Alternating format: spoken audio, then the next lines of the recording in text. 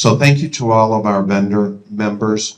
They are an important part of who we are as an organization, and I want to thank them for their sponsorship. As we traditionally do, I want to start going around the room and introduce yourself.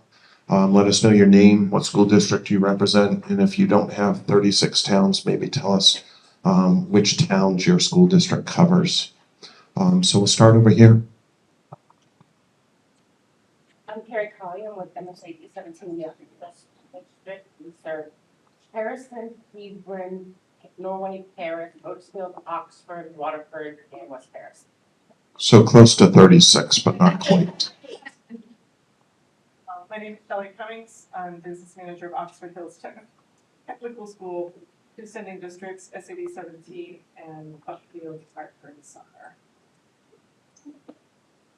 I am Melissa Rhines. I do AP/AR specialist for MSAD 49. We cover Albion, Benton, Clinton, Fairfield. Pretty much, that's it. Good morning. I'm Laura Parker, also from MSAD 49, and I am the finance director. Janine Ross, very new business manager at Augusta School Department. Welcome. Thank you. Jody Harmon, RSU 9, 10 towns, I'll list them, and assistant to the director of finance. Hi, Jennifer Pooler, MSAD 58, Kingfield, Avon, Strong, and Phillips, perhaps. Erin Henry, also RSU 9, Western Maine area, Farmington area, director of HR. Gail Trask, RSU 5, Durham, Freeport, Hall. Ashley Rand, RSU 5, HR coordinator. Deb Martin, SAD 44, Bethel, Greenwood, Marion, Woodstock. Hey, Weston Group. Adam Hansen, controller for Lewiston. Bill Grant, executive director of school operations for Lewiston. Samantha Barnett, finance, RSU 4, not Lewiston.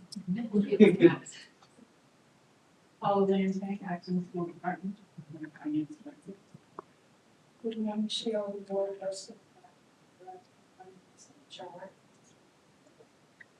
enough. We had called back Archie Penn, business manager, Rumford, Mexico, Buckfield, Hartford, and Sumner. Good morning, I'm Jennifer Gagnon. I am from RSU 15 or FSU 15, and we're bringing Gloucester and business. Morning, David Pascal, also MSAD 15, Greater Gloucester. Bridget Hopkins, North Haven Community School. Sherry Moody, Midcoast School Technology, Rockland area. Stavros St. George School Unit. Business manager. Brian Giannis, Westport School Department. He's on in Westbrook School Department and Finance Office. Good morning, everyone. I'm Paula Smalls with the Helen Schools. Nice to see you all. Good morning, I'm Deb Roberts, thanks to Land Association. We work with public schools as well from Kittery to Fort Kent. I see a lot of new business manager new faces today. One of the services we provide is business office support. So reach out to MSA if you're interested in some support as you transition to your new role. Lee Grayton, RSU 24, we serve Eastbrook, Franklin Sullivan, Gouldsboro, Winter Harbor, Birch Harbor, Prospect Harbor, and Surrender.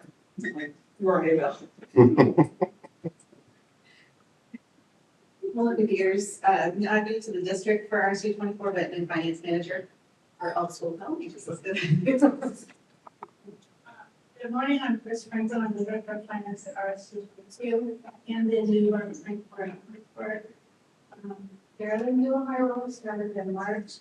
Previously worked in New Hampshire, still learning things about pay finance, that's the hard way with somebody who obviously hasn't heard of that. Katie Morley, RSU 25, business manager, Oxford, Orland, Victoria, and Prospect.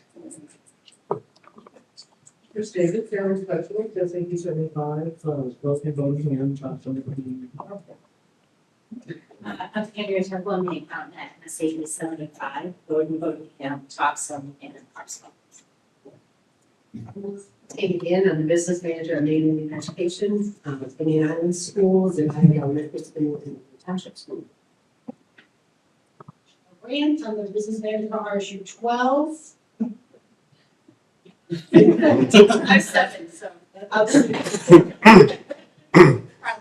City RSU 74, Hampton, North Hampton, Lynn, Portland, and Hampton.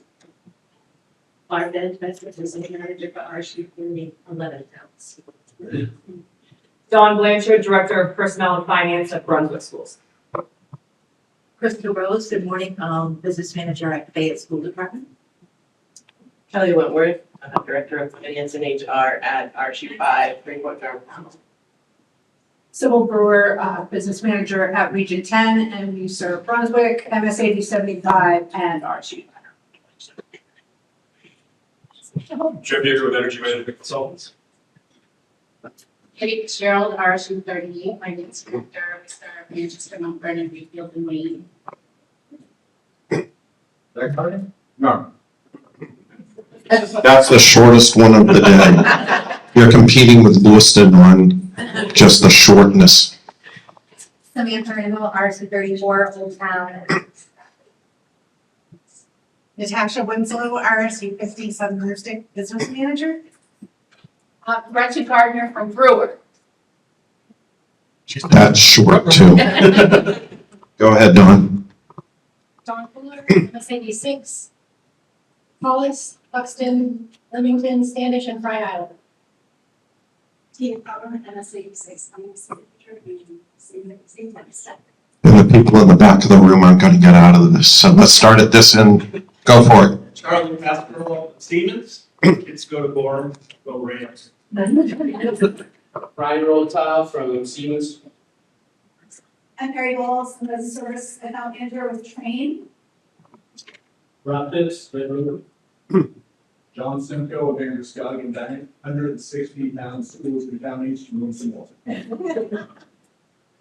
So also a bit of Mark Powell with Train, and I pay taxes in New Water, so. Justin Rathbone with Competitive Energy, in Portland. And our legislative panel, I know you'll do formal introductions, but just quickly your name and who you represent, so everyone knows you, and you can do a more formal introduction when we start the panel discussion. Hi, good morning, everyone. Laura's here from the Maine DOE. Barb Hazlett from District Director for Congressman Baldwin, we're kind of repairing. And for those of you who don't know me, I'm Colin Walsh, RSU 57, which is Alfred, Limerick, Lyman, Newfield, Shapley, and Waterboro. So thank you to all. I do want you to know who your board members are. Some are not here, but I'm going to mention them. If you are here, please stand so they can see a face and know who it is. I am present and handing over the reins very, very quickly in about 6 months to Sherry Moody. Sherry, go ahead and stand up and say yes. She will be new president. Sherry Proctor is not here today. She is our treasurer. Dawn Pooler, Dawn, just stand up, is our treasurer. Sybil Brewer is from Region 10. This is the party table, by the way, because the first thing this morning they said, "Where's the bar?" And I said, "Not at this event." So, Mark Bouchard from RSU 39. Zach already introduced himself from the Short Yarmouth. Cheryl Fournier from Sanford is not here, and then Kelly Wentworth from RSU 5. So I do want to acknowledge that. I want to welcome new members and new business managers, and I also want to certainly welcome business office staff. This is not just for business managers. This is for everyone who helps school finance survive and get through the day. So thank you for attending. The other thing I really want to say is this is your organization. You've heard me say it before. We will do the business meeting out of order today. We're mixing things up a little bit. It will be at noon time. So any thoughts or ideas in regards to that? Sherry's going to lead most of that meeting, but we'll do that. We'll do committee updates. So any thoughts, ideas, or information that you want to talk about will happen during that. Any questions up to this point before we start panel discussion that Mike is going to lead? I want to thank Mike and Sherry. They put 98% of this day together. Mike and Sherry did a lot of work to put this day together. So I want to thank them for their hard work and look forward to learning today and have your questions. This is an interchange. This is about getting information, but also getting your questions, answers, and really sharing what your concerns are on topics. So thank you.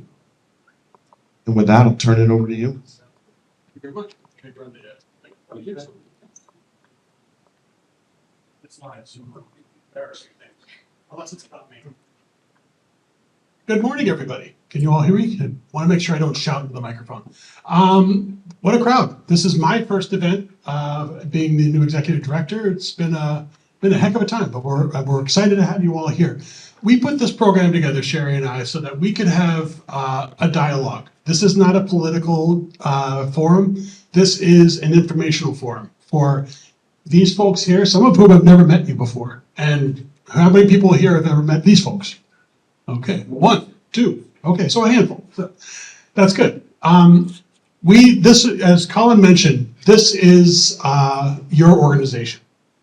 And because of that, we have components within this association, the legislative committee, for example, which is going to be very active, not in a political sense, but just making sure they track. Is everybody here on the legislative committee? Oh, okay, so I've already obviously attracted a great deal of attention from them. But this is who are the newbies again, besides me? You can raise your hands if you're new. It's okay. We're all the last year. Okay. So this is a chance for you to get involved if you'd like. We'd like to have you involved. Join the legislative committee, the professional development committee, any number of committees that we have. We can put together sort of a job description for you. It doesn't take that much time. I think Sherry, you've served on a few of those committees as well. But it helps you get a better handle on what you're doing here as a group. It's often very difficult as a business manager, as a business official for your school, because you're not part of the teachers union and you're often getting harangued from above, and it's easy to feel isolated. So this organization was established so that you guys had a community that you could talk to. So at this time, I'm going to start our panel and open up our community a little bit.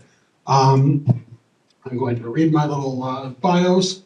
We had another panelist that he's on his way. I'm not sure if he's going to be able to make it, but we have 2 very distinguished guests here. Dr. Laura Sear, over here. Dr. Sear joined the Maine Department of Education in 2022. Prior to that, she was the deputy director of one of the financial service centers for the Department of Financial and Administrative Services. Dr. Laura serves as the rulemaking lead for DOE, as well as the liaison to our federal delegations. Her legislative portfolio includes finance, higher education, educator workforce, and she's held several positions with the University of Maine system. Was the executive director of the Kennebec Valley Council of Governments, and has served as an adjunct professor. Did I miss anything? Or? No, that's everything. Do you ever sleep? No. No? Okay. And I also have 2 dogs. And Barbara Hayslip. I want to make sure I pronounce that right. Easy. Barbara, let's see, you had the shortest commute. She's from up in Caribou, working for Congressman, she's a district director for Congressman Jared Golden. She's worked with the legislative branch of the federal government for over 27 years. During this time, she's delivered constituent services in Aroostook and Penobscot counties and across the entire 2nd Congressional District, the largest district east of the Mississippi River. As district director for Congressman Golden, she oversees the operations of 3 district offices, Caribou, Bangor, and Lewiston, and she provides guidance in casework and working with state, local, and federal government liaisons, as well as working closely with the Chief of Staff and Legislative Director on policy-related issues. In addition, she has the role of District Representative in Aroostook, Piscataquis, Washington, and Northern Penobscot counties. Anything to add? You don't sleep either. You have very bald tires, I suspect. I do go through a lot of tires. And we're going to be hopefully having Chuck Mahalaris. Did I pronounce that one right, Barbara? He gave me the phonetics, but my job to butcher them. So from Senator Collins' office, hopefully he will be here shortly. We have some general questions. This is not a political function, as you all know. This is an informational session for you all to get to know these folks, to ask questions, to answer questions if there's anything from them. This whole program is designed for you to work with your legislative groups and to advocate for yourselves and for your schools. So I'm going to go to our first question, if everybody's ready. Hands over the buzzers. Over the last few months, school leaders have been working to understand the impacts of what was called the One Big Beautiful Bill. Can you share a provision from this bill that will either have a positive or negative, or we're not sure yet, impact on school finances and operations? And I'll just throw this out for anybody. Maybe Dr. Laura? I think I would pass it to you to see if you would like to say anything, and then I'm happy to take up the rest of the morning. Laura and I did actually talk a little earlier. Laura and I did sort of work stuff out a little earlier. We decided most of the questions were ones that she's in a great role to answer. So I will say before passing the mic to her to talk about maybe how she may have done a little bit more of a deep dive into this than I have been able to. I did want to just share, the congressman really wants to be able to hear you guys' concerns and hear where you think things are going. We want to try to be as supportive as possible in our roles.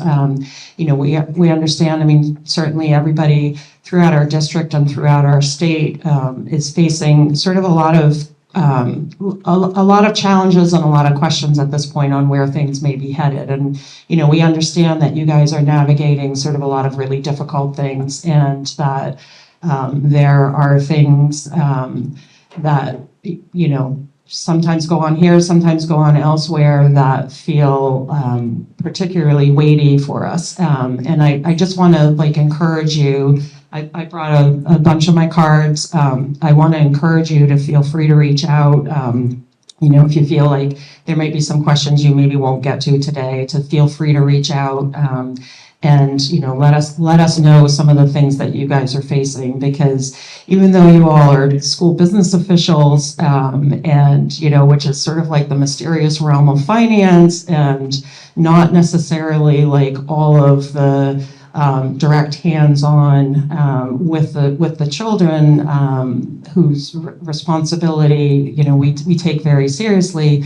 I think that you have a really good sense of what people are facing, and I do want to encourage you to reach out. I feel like Laura probably will actually be better able to answer some of what may be in the bill that could have impacts. So I will pass the mic over to her, but again, feel free to reach out. Thank you. I think you made a really important point. You all are sort of the Oz behind the curtain. You don't get a lot of the praise for doing the student-centered work, but everything that you do supports those kiddos in your schools.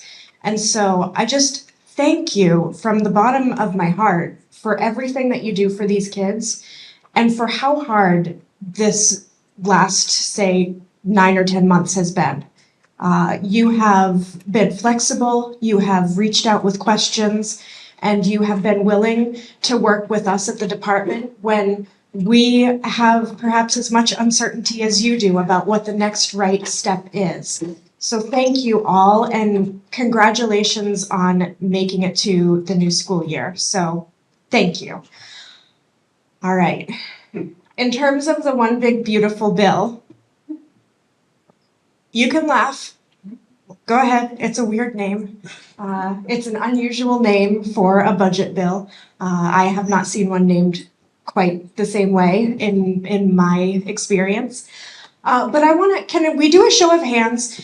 Does anyone know the difference between the one big beautiful bill, the FY26 budget, the FY25 budget, reconciliation, and rescission? Because those are some of the terms that we've heard thrown around quite a bit in the last several months. Anybody? Do we think they're sort of the same thing? Do we get confused when there seems to be no explanation about what Congress is talking about or what the newscasters are talking about? My concern is that these terms get sort of muddled together. And so I'd like to break that down. And if this is all old hand to you, stop me, because we've got plenty to talk about. But the one big beautiful bill, I just want to be very clear, that is not the budget bill. The budget bill that we're all still waiting for, right? We're waiting for the budget bill, which will activate funding for the coming fiscal year, which at the federal level starts October 1st. I think all of you are pretty comfortable with that information. The one big beautiful bill was a reconciliation bill. And to put that in the simplest terms, it's basically a financial tool that Congress can use to balance the budget better. There are some rules associated with it. There are some different voting requirements for members of Congress. There are different thresholds that the votes have to meet. And there are certain no-no-nos in a reconciliation bill. So for instance, the debt ceiling isn't supposed to be increased in a reconciliation bill. But what we're not going to see in a reconciliation bill are the sweeping educational finance reforms that we expect to see in a regular budget. Things that we are expecting, we're talking about title funds, we're talking about IDEA, those sorts of things are not expected to be in a reconciliation package. And that is what the one big beautiful bill was. It was really just a financial tool that the president went ahead and signed on July 4th when we were all, eating hot dogs and watching fireworks. And so I want to be really clear that that is not the budget you're looking for, to pull in a Star Wars reference whenever I can. The budget we're looking for is the FY26 budget. And we can talk about that in a minute. But you all had questions about what sort of impacts the one big beautiful bill might have on education. And I'm thinking you know that better than I do, but here are some of the things. One big beautiful bill spent a lot of its focus on some tax reform, right? And tax reform in terms of student loan repayment status, thresholds, and opportunities for repayment plans. That's not something I imagine all of you spend your 8 hours of working focusing on. You may still be in student loan repayment, because who among us isn't, but that's not something that you would focus on in your office day to day. And so let's move that off the table. One of the things in the big beautiful bill was some potential changes to Medicaid reimbursements. That is something that may affect your schools in terms of the ways and how much and what services might be reimbursable for things like students with disabilities, that sort of thing. If you are doing any of that sort of student care reimbursement, you may see some changes there in terms of your work. There were also changes in terms of funding for before and after school care. Those could impact your schools. And when I say impact your schools, I'm being a little vague there because each of your schools may experience these things differently, right? It may mean that you are looking at reductions in staff. It may mean that existing staff are pushed even more beyond their capacity, right? The ways that your individual schools respond to these changes can be very different. But I want to pause right there to see if anyone has any specific questions yet. Because I will keep talking. I'll ask an additional question on that for both of you, really, because can you walk us through the process whereby the folks in the room here can start expecting to see some of these changes, the rules that come out? Because a bill just doesn't become law and then all of a sudden there you are. There's a long process. And is there something that you can help the gang here understand what type of timetable you're looking at for some of these provisions to take effect? That's a really great question. And so the president signed on July 4th, 90 days after that, unless there are certain exceptions, 90 days after that, a bill becomes law. And that's the same here in Maine, which is why we're all looking at next week for the legislative enactment date here in Maine, which will be September 24th. Because 90 days prior to that, the governor signed all of those bills to become law next week. And so that timeline is very important. It gives us what they call a reasonable period of time to prepare. And so things that we're preparing for, we at the department are preparing for the impact of the large-scale staffing reductions at the U.S. Department of Ed. So that is one of the changes that is coming through that I think will affect us indirectly, right? These staffing changes at the Department of Ed, we have been accustomed to having a number of folks that we can rely on your behalf to get some answers, to get funding distributed, all of these things. With that staff reduced, we are expecting delays. And I know you have already seen some of those delays related to the title funds for other decisions the administration has made. But the staffing reductions may also contribute to delays in funding because there just aren't enough people to push the buttons and move the paper forward. And so if you are experiencing that, what both of these folks said, reach out to us, please. Let us know when you are experiencing obstacles, because while we may not be able to do anything about it, when we pull our main information together with my colleagues from all of our other states, and collectively we are letting Congress know that these delays are unacceptable, we have been having very good outcomes in terms of release of funding, court decisions in our favor so that the funds we are expecting for our kiddos are being distributed to our schools.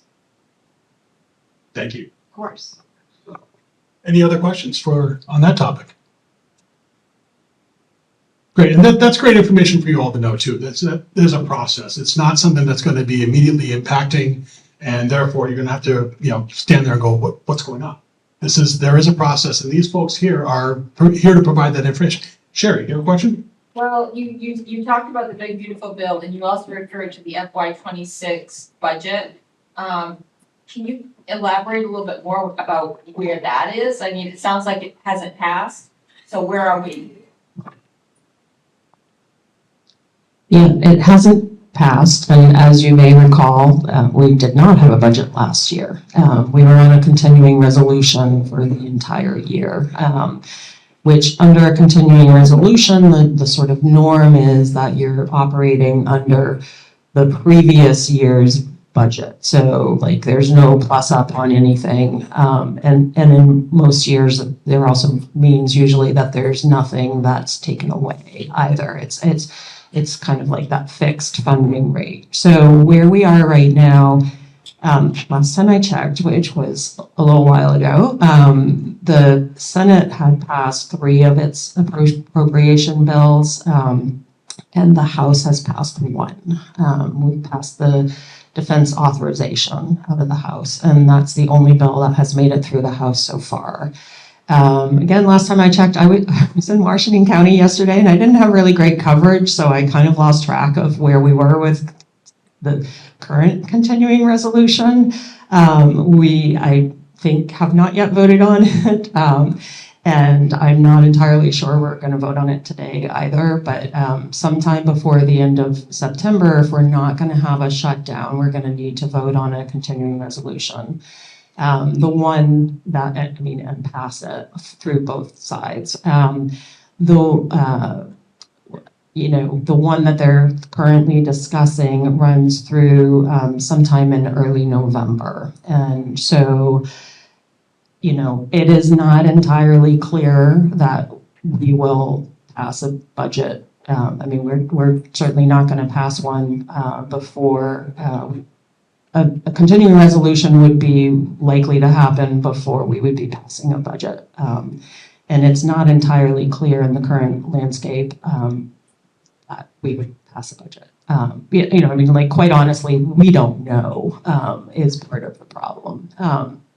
So we're hopeful, obviously, that a budget passes and that it has many of the things in it and the supports for all of the things that help keep people, sorry, I keep putting myself too close to that, I think.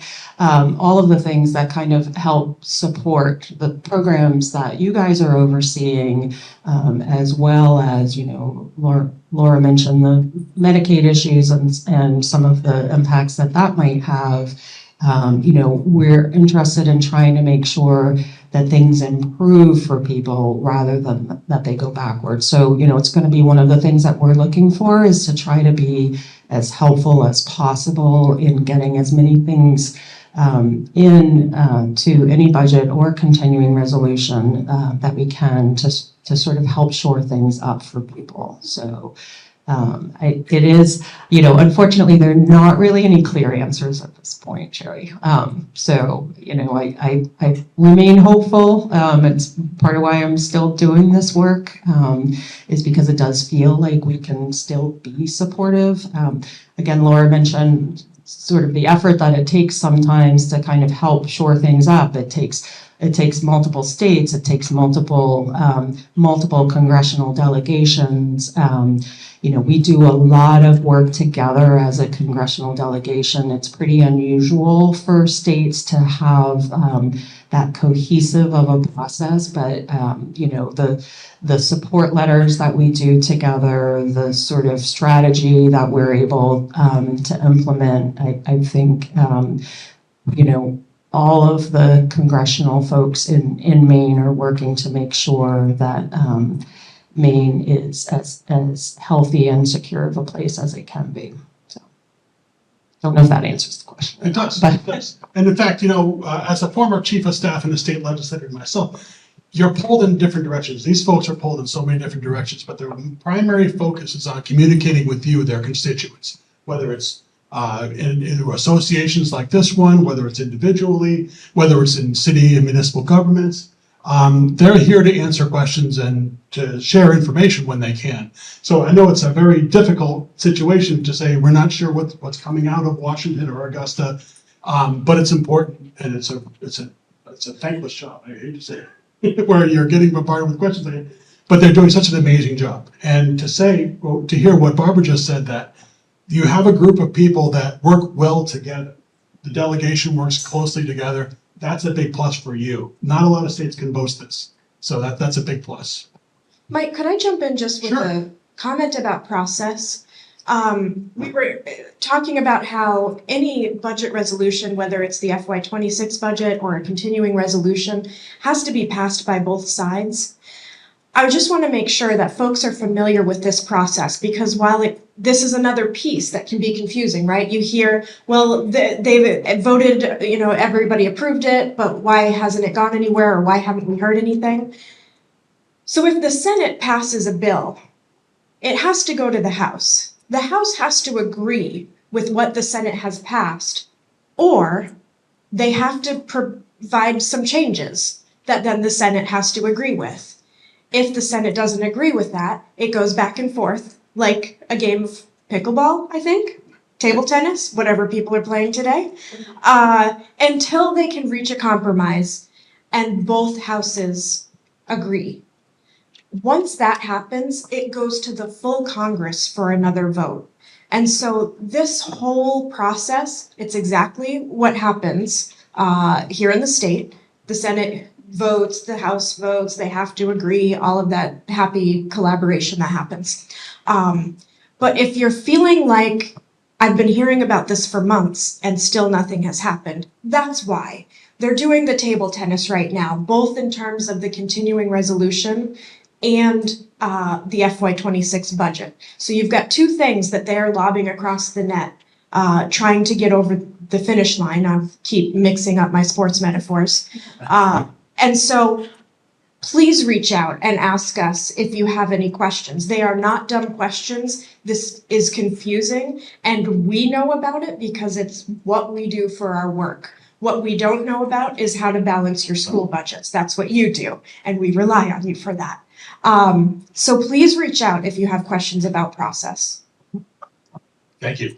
And that brings me to my next question here, is what you've described is that it's not just one House, one Senate having a conversation.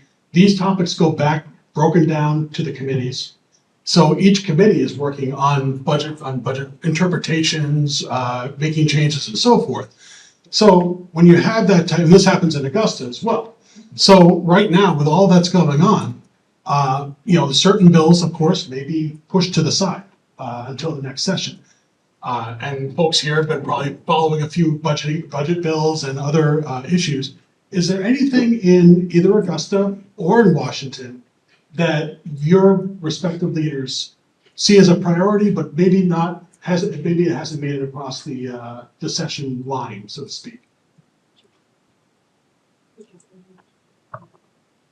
So I'll start with the state level. For process, we ended the 132nd first session of the legislature back in whatever day that concluded, June something. And so in January, we will start the 132nd second session. Commonly, this is known as the long session and the short session. The first part is the long session, where all the new bills get distributed. And in education, at the Department of Education this year, we followed 387 bills, not only in the Education Committee, but in the Department of Labor's Committee, in Public Safety, in Tax.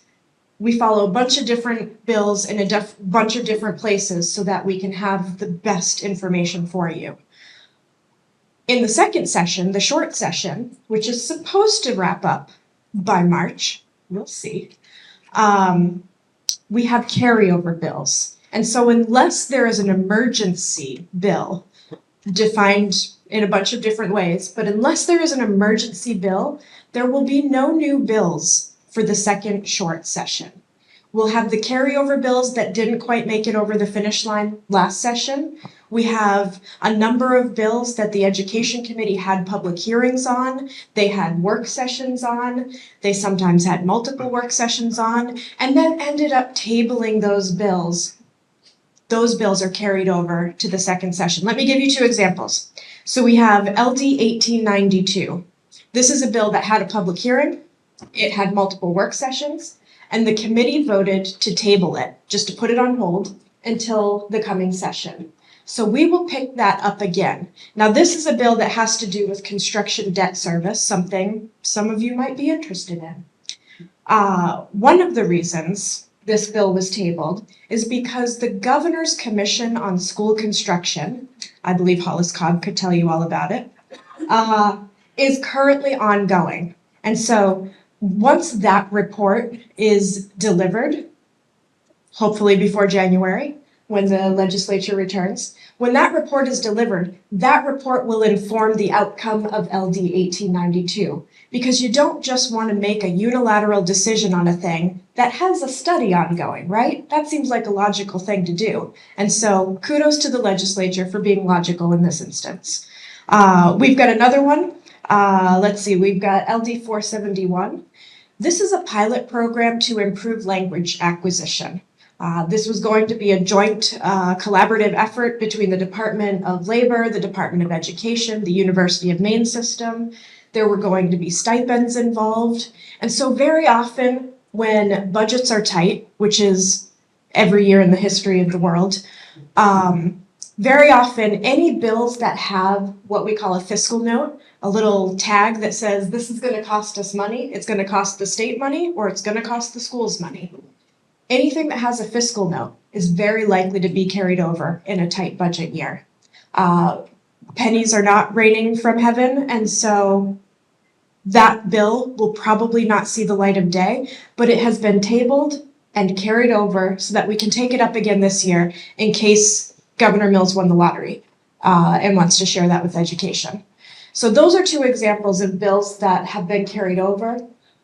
Some other things to keep in mind, which you may all be very aware of.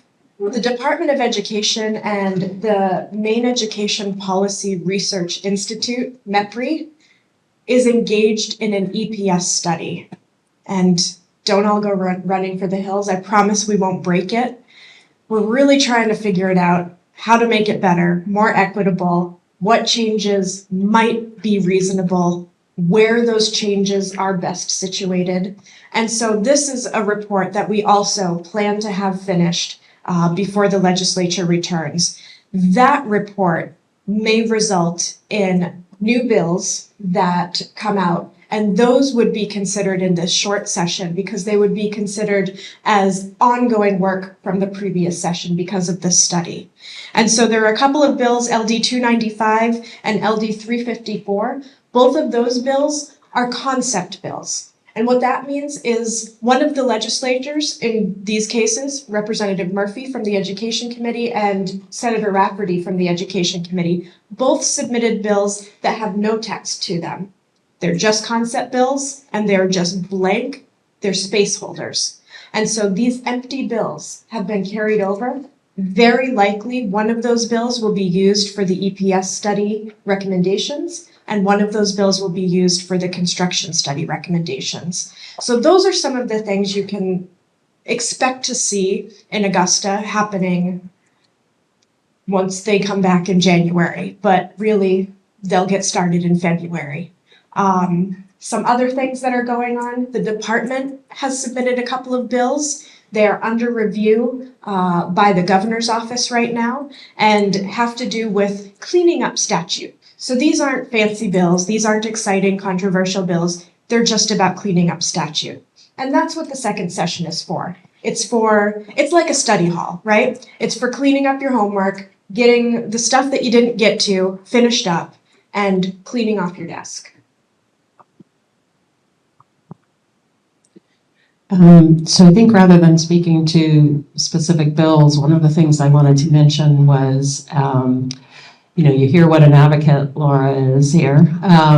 She has a good relationship with the federal delegation staff in DC, which the way our teams are structured is that the district staff, which is part of what I head up, the district staff handles all the stuff that happens in the district and the direct constituency work and sort of the on the ground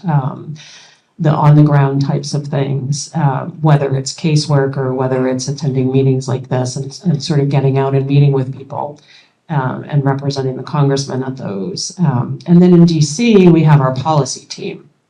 And so they're the ones that are sort of in the weeds of the legislative issues and keeping up to date on the things that are going on and drilling down into the bills, as well as kind of keeping track of all of those kinds of things.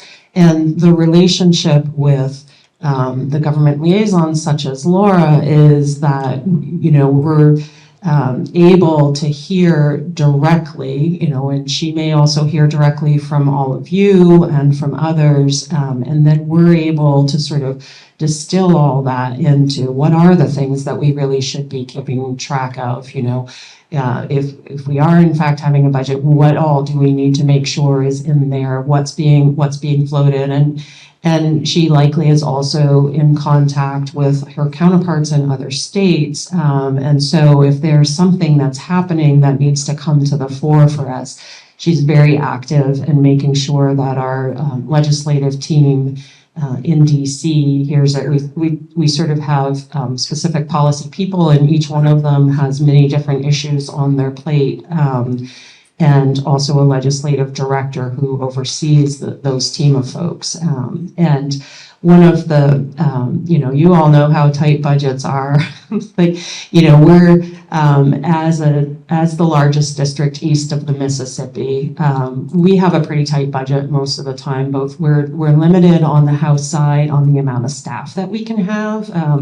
But, we also have particular budget that we need to stay within, which, involves lots of travel often for us here in the district. So it puts some constraints sometimes on things, and so our legislative team is pretty lean, but also really does like drilling down into the issues and having the good connections with people back on the ground here in the state of Maine. So it's part of why, and I think we're going to talk a little bit later on as well about sort of some of the direct connections and how to navigate through all that process. But it is part of why I like to emphasize to people, it is important for us to be hearing from you. So. Thank you. Yeah, we will be talking a little bit more about that, but just to emphasize Barbara's point, has anybody actually been to Washington and visited with their congressional offices since? You have? How would you describe your experience down there? Well, it was very well, but I have to say I'm a little partial because my father worked for Senator Collins. So that's why I met with them. Yeah. Yeah, it's interesting because as tight a group as you have, and I've been to Congressman's office that they didn't have room for 5 people to come into the office. We had to meet out in the hallway sometimes. But the staff that you're going to meet with, they're compartmentalized as much as they can be to specific issues, and they are experts. And when I say experts, they know where to find the information. If they don't have it right in front of them, they're gonna look it up, and they're gonna come back to you very quickly. That connects back to the district where Barbara is, because Barbara's office is probably flooded with calls on a regular basis about, not just about, how do I get a license or whatever. It's also questions about, where is this bill? I'm really concerned about it. And she's gonna be able to make that quick connection. So as tight a group as it is, they run a great ship up down there. So we appreciate it. And up there. So. And I just made a loud sound. One of the questions that I've heard in my short time since July of starting here, the biggest question on legislative developments and rulemaking developments is family and medical leave. I believe a bill was just passed this past year, but now, the devil's in the details, as you all know. So in the Department of Education, the U.S. Department of Education has been exploring this issue as well. And there's been a number of programmatic changes made to that program. So can you provide your perspectives on how school business officials like these folks here should prepare their respective districts for these upcoming changes? Okay, so family medical leave. This is one that a couple of years ago, we at the department did not follow as closely as we should have. And that was a real ball dropping moment. So I just want to apologize on behalf of the legislative team at the Department of Education. We didn't, a couple of years ago, put 2 and 2 together on how drastically paid family leave would affect schools. And so I am really sorry about that. We have learned from our mistake and now can provide you with a little bit of information that I feel like you probably know already. And so here's some of the things. So we are expecting contributions to begin in January 2026, the new year, and that the family leave benefits will be activated in May of 26. And so essentially, you get 5 months of contributions before staff are allowed to utilize this leave, which in my mind doesn't feel like a whole long time, but we'll come back to that. I'm sure that you know that the contributions are predicated on the number of employees. And so any company, let's say, that has 15 or more employees has to contribute 0.5, I believe, % from payroll. So this is going to affect things like accurate headcount. That's going to be I would imagine, a stress point for schools. We already have some issues with accurate headcount, right? In terms of vacancies and things like that. Just the ways that we are moving bodies in between classrooms and things in order to cover space. And so headcount is going to have a lot of focus on it. In terms of things like certification violations, I'm not here to talk about that today, but that is also a hot button topic. And so as you are adjusting bodies in your school to make sure that you have coverage and you are keeping track of that head count, just encourage your administration to also keep track of any certification violations that may come up. We want to make sure that you're all covered. I can get into some details about how the finances are paid quarterly. We can get into things like registering with the Department of Labor. But I think most importantly, your questions on family leave will be directed most appropriately to the Department of Labor. We at the Department of Education can help you with your technical assistance related to finance, but we are not the experts on paid family leave and labor law. I want to be very clear about that. So questions about this, make sure you have a contact for the Department of Labor. If you don't, come get a card, tell me, and we will make sure that you have that information. Because as this program ramps up, you'll want to be able to, and I would be very surprised if they don't have a working group situated for technical assistance at the Department of Labor. Again, that is not an area that I dig into because my brain is full of appropriation terms and not much else, frankly. But please do reach out for them. I want to also. I think we have one question right over here. Yes, okay. I just, related to the Department of Labor, when we do the Making Connections piece later in the morning, I will show you how to get to the Department of Labor. But there was a question? Sure. I just wanted to circle back to the last topic, which was the EPS stakeholder group that's going to be meeting and reporting back to the Ed Committee. How do we stay on top of what MEPRI is going to be recommending for changes to the formula? I mean, is that something that we can find out easily, or do we have to dig as business managers and find out what's happening? That's a great question. So we have been meeting with MEPRI for over a year on this topic, and MEPRI, because MEPRI is responsible for writing the report, they have been briefing the Education and Cultural Affairs Committee. So there are two ways actually to find these pieces of information. And I will say that probably the easiest way is to go to just do a search for MEPRI, MEPRI. Their website will come up. They're hosted through the University of Maine, the University of Southern Maine, I think.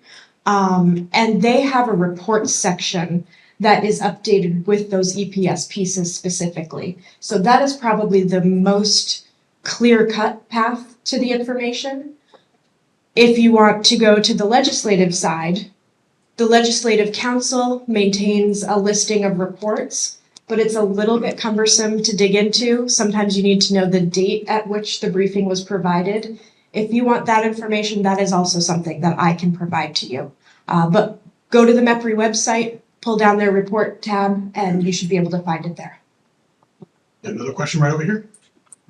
So my question's really going back to your, paid family medical leave and going for that to earn paid leave.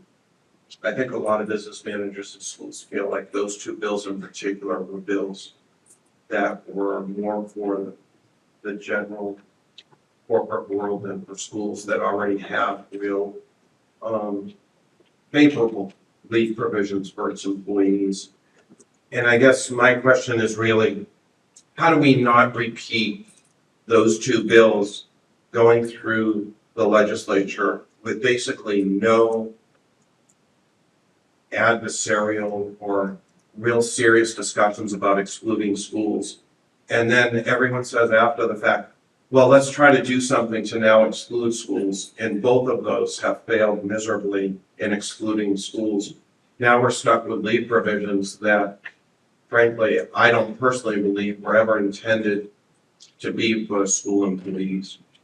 How do we prevent that on the next bill? Because we know there'll be another bill coming at some point that says we're gonna issue more leave or more provisions of something that really schools should be excluded from. How do we in our roles advocate, and how does the department or how does the legislature, how do we do that? I'm not explaining well, but I'm trying to understand. You're how do doing a we great job. become much more engaged in saying, hey, this really isn't for schools, and really getting a voice. I think that's a really great question, and it's very forward thinking, right? To be proactive, to make sure that the bills that come through Augusta don't negatively impact schools. And that's why I started that piece off with an apology, because the legislative team at the department, myself included, we dropped the ball on that and didn't, because I think we had the same impression that you had, that this wasn't meant for schools. And so we made some assumptions about what that language would look like. In the future, because we've learned from that mistake, we have a much wider net that we cast when we are doing bill analysis. There are 3 of us on the legislative team. You heard Mike talk about some of the topics in my portfolio, finance, workforce development, those sort of things. And so these are topics that I am specifically looking for when I am reading through bills that get released in January. Because if they don't apply to schools, we want to make sure there is provisional language in those bills to make sure that schools are explicitly excluded. And the way we do that, I find a bill, they get released, I dig through them, I find a bill, I say, this sounds like it could affect blah, blah, blah in a school. And so then I go to the Department of Education team that represents whatever content area that is. You all know Paula Gravel and Ida Batista. Praise them, please. They are wonderful. They have both taught me so much about EPS in the last 4 years that they will forget more about EPS than I will ever know. And so I start with Paula and Ida, ask them to review a bill and say, is there anything in this that affects schools? And Paula will be like, well, you know what she says. And then she'll push her glasses up. And then she'll talk about putting the fun in funding, and I stop listening. But from there, once Paula tells me what's what, from there, we seek out your information. And sometimes Paula has that organically because she is in contact with all of you. Her team is in contact with all of you. And so while it may not feel like you are getting direct outreach, I can assure you that through this organization, we are seeking out your expertise because we can't do our job without it. And that goes true for any of the content areas. If there is a curriculum bill or if there is a public safety bill, we send it to the Maine School Safety Center to see if there's anything in a public safety bill that might affect schools. If there's a transportation bill, we send it to Rob Susi and Cheryl Brackett for the school bus folks to see if there's anything in there. So we are putting a much finer toothed comb on our bill analysis because of what we learned through this process. And so we'll go over how to find this information for yourselves later on in the morning. And when we do that, there are ways for you to be notified when certain bills come up. And so I highly recommend, if you don't want to read them, you can just delete them in the regular course of business. But I highly recommend getting the listserv emails from the committees, Education and Cultural Affairs, for instance, that will send you the list of bills that will be heard each week. So you don't have to go seeking them, they'll come to you. And that is one of the most efficient ways to stay on top of these things. That way when you read, let's see, LD 3000, an act to enhance paid family leave for, the next generation, or whatever the bill title is, you can reach out to us and say, hey, is this on your radar? We will not be angry if you ask us that. More heads are very much better than just the 3 of us. And so please do, when you hear something through the grapevine, you see your legislator in the grocery store and talk to them about something, please let us know that something has raised a red flag for you and you want to make sure we're on it, because we are only human after all. Yeah, and I appreciate that, and I think, you know, your example of school construction, we were very pleased that we were reached out to as an organization, Hollis agreed to serve on that committee. I think when it comes to EPS or other things, I respect the fact the state has its job and its responsibilities, but we also as business managers can usually look at things through a different lens and have a different perspective being in the field. So the more that we have involvement and participation in those analysis of bills, this is more comment than a question, but it'd be appreciated on behalf of the membership, because I think that seat at the table, so to speak, is much different than a DOE perspective, because we're looking at it from different lenses, is all I Fully wanted to agree. add. Fully agree. Any other questions? Yeah. Yeah, thank you, Colin. I was gonna say something very similar, and I don't wanna pile on, but I don't wanna miss the opportunity, since this is being discussed. Thank you for what you said about sort of keeping an eye on these things moving forward. And Colin alluded to the attempts to retroactively remove schools from this have failed miserably. I just wanna say, I think it's worth continuing to try and keep up that fight, because I think there's been a little bit of a lull here, because a lot of us have joined a private plan, it's put the contributions on hold. The benefits don't start until next May. I think when we get to next May, the reality is gonna hit on both fronts. Financially, the contributions will start again, and this big unknown of what on earth is this leave, this extra leave gonna look like for our staff who already have very generous leave plans. And how are we gonna staff our school? And so I think when that ramps up, it may be another opportunity to try to get something done to exclude the public schools from this. And I can just speak one real world example. I can speak for Lewiston.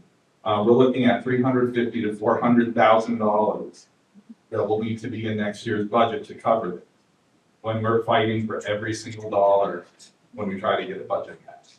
I just wanted to. Can I ask you, is that the dollar amount for the contributions, or is that the dollar amount that also includes staffing coverage for prospective That's vacancies? for our 0.5% of contributions. That doesn't get into all the extra subs, all, you know, all the other things that are gonna go with it. So I just think there's been a little bit of a lull on this, and it's going to blow up next spring. So I just wanted to put that up. I think that's inevitable and something to plan for. And unfortunately, policy is often used as a blanket, right? It's very hard to do incisive policy insertions where it's needed. And so what we end up with is this weighted blanket of policy that is maybe great from one perspective, but as you're indicating, may not work in all cases. It's not a one size fits all. And so when that happens, not only in education, but in other policy areas, when that happens, we unfortunately sort of have to wait for those consequences in order to make the changes, because the legislators will demand to see the data. How do you know it's going to be bad? Let's wait and see. How many staff actually utilized the leave? How much did your school district have to pay for substitutes or in classes that had to be doubled up because there just weren't bodies to fill the seats, to fill the teacher seats? So unfortunately, we sometimes have to wait for these negative consequences in order to make a change. And in that, I would say, use this organization. We have someone from MSMA here. Use the MEA. I know you're not teachers, and so the MEA isn't your organization, but use these groups, because they have, the Department of Education is really just one voice, but your voices through these different educational organizations are so much greater and so much more impactful to the legislators than Dr. Laura Sear, the education policy expert for the Department of Education, who goes down and tells the committee what's what. They don't care what I think. In the best of ways, they don't care what I think because I'm not a teacher anymore. And so please use the power of your organizations to amplify your voices so that the legislators can know and so that your organizations can know what is and isn't working. That's Can I great. just add a comment about reaching out to the MEA? Because we're all like chuckling at the table when you said that. It's strictly my opinion, or it's how I feel. I feel like the MEA is very supportive of this being in the schools. They are. Yeah. And their perspective is a very worker first, union first perspective. And so it can be very easy when you have an entrenched ideology, and I'm not saying for good or bad, my husband is a very strong union supporter. But when you have an entrenched ideology, it can be difficult to step back from that perspective and see more of the picture and the ways that teachers aren't the only bodies in schools, right? And so it can still be useful to provide them with more information so that their perspective could be enhanced to include the entire school organism and not just the teachers that they represent. Good point. Thanks. You know, I'm gonna, you have a question? Yeah, I'm just curious if anybody has talked to their association at all about removing sick thing in their negotiations. Has this come up at any other district? Because of you did.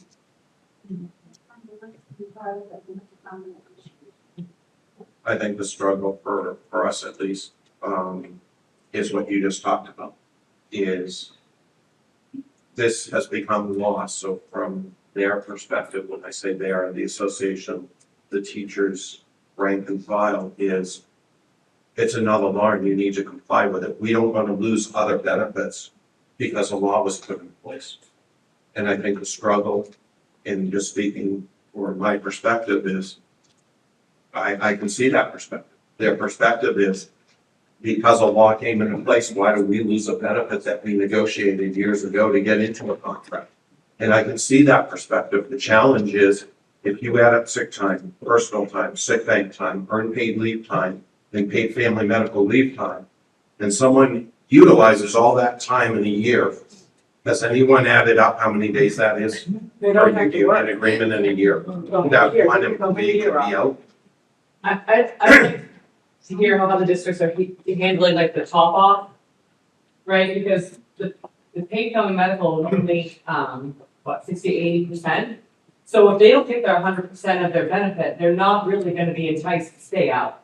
But on the other hand, if you don't let them top off, they're just keeping their time, so when they come back, they can use it, and also concurrently with FMLA and all those things. I'd be interested more in like how districts are looking at whether or not they're going to allow or negotiate to allow people to utilize their time to make up the difference, so that people are out and getting the 100% versus more than likely the teachers are gonna get that 60% of the benefit, and who wants to be out on that type of leave and use 16%, so that would be interesting. If we get surveyed, we'll be that front.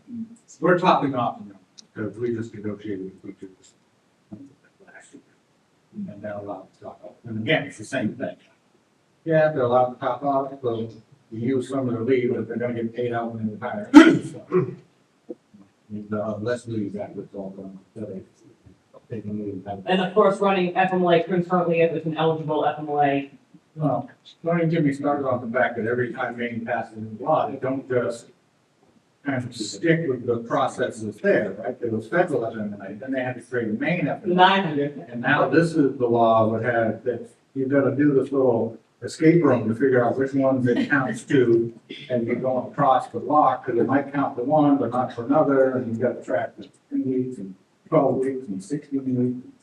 And I think that's a good example of what I was talking about earlier, Dr. Sear, is that the input from the field that deals with it every day is gonna be a different lens and perspective than the DOE finance team's perspective. Agreed. And when it comes to, and I know we'll talk about it after break, but when it comes to engagement and participation at the table, so to speak, of providing that information. I think we all need to do better in doing that, including myself. We're going to stretch our limit. Before we do, I'm going to bring up we are very grateful for having such great business partners to join us at these events and other ones coming up. And Rob is here from Red Rover. They're our breakfast and lunch sponsors. And I just wanted to, before we took a quick break, I wanted to have him say a few words. Thank you. Good morning, my name is Rob Phipps. I work with Red Rover. It's a pleasure to meet you. I've met a bunch of you as you are coming in. Red Rover works with districts across the country with HR software around time tracking and certainly around leave tracking. I can't solve your state problems around FMLA, but I can at least help you track it. So if you have any questions around that, I'd love to chit chat. But come by the table. You're not going to get a spiel. What I want from you is tell me something interesting about Maine, somewhere to go, something to see, and most importantly, something to eat. Well, it's my first time in Maine, so I'd love to chat with you over there and meet all of you. So hope you guys enjoy your day. Thank you. Thanks, Rob. So at this time, why don't we all stand up, do a little stretch, refill your drinks. We'll come back in about 10, 15 minutes. Our sponsors for these events, our business partners, one of which is Harris School Solutions. I've got Kim here. I'd like to say a few words. Thank you.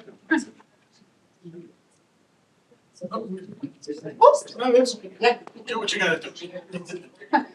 Well, good morning. I hope everybody can hear me okay. My name is Kim Oliver and I'm from Harris School Solutions, which we have AptiFund software. We have a web software and we have AptiTime timekeeping, which all connect together. But one of the nice things we have about AptiFund is we're always constantly changing and updating our software to make it better. And we do a lot with clients and we like to listen to their feedback and try to work with them to keep updating the software to help them, help you make it more productive. One of the biggest changes we've made that's all into effect right now is our budget prep.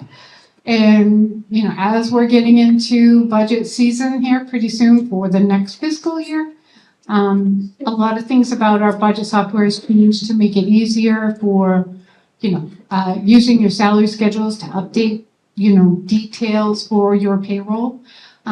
We also could do it where we just roll it over if you're a small school.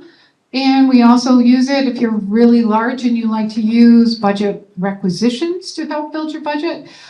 We have all of that as well, and you can use all of it, part of it, some of it, all depending on what you need. But if you are interested, have any more questions, or like to see a demo, please do not hesitate to come talk to us. Okay, thank you and enjoy the rest of your day. Thanks, Kim.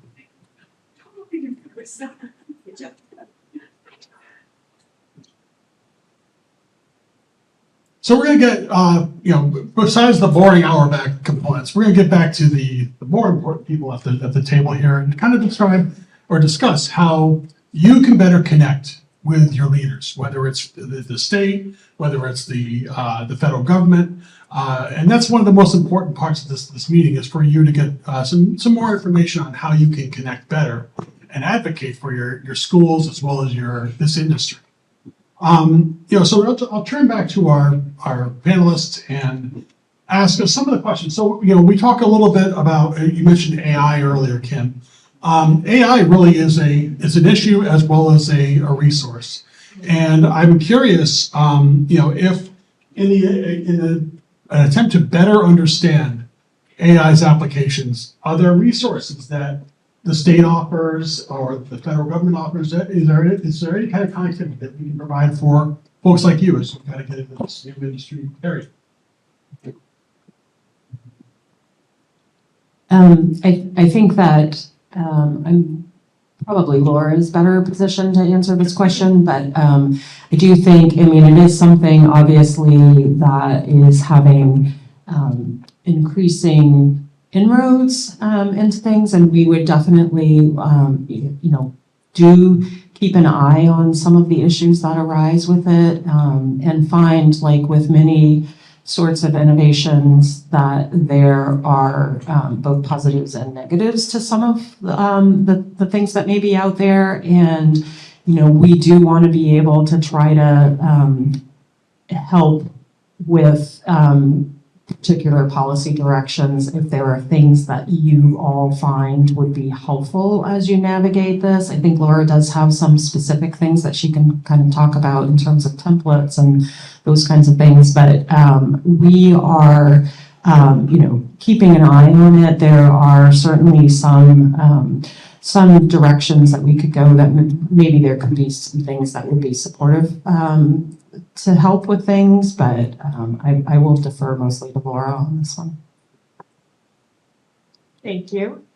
So the Department of Education does have an AI toolkit, and it's mostly geared toward classroom educators, helping them to understand sort of the practical and responsible use of AI in the classroom, both as a teaching tool and also how to recognize when students are using it. We don't want, you know, ET writing their papers for them. But in terms of policies and things like that, the department, and I would say MSMA, would have policy templates for responsible use.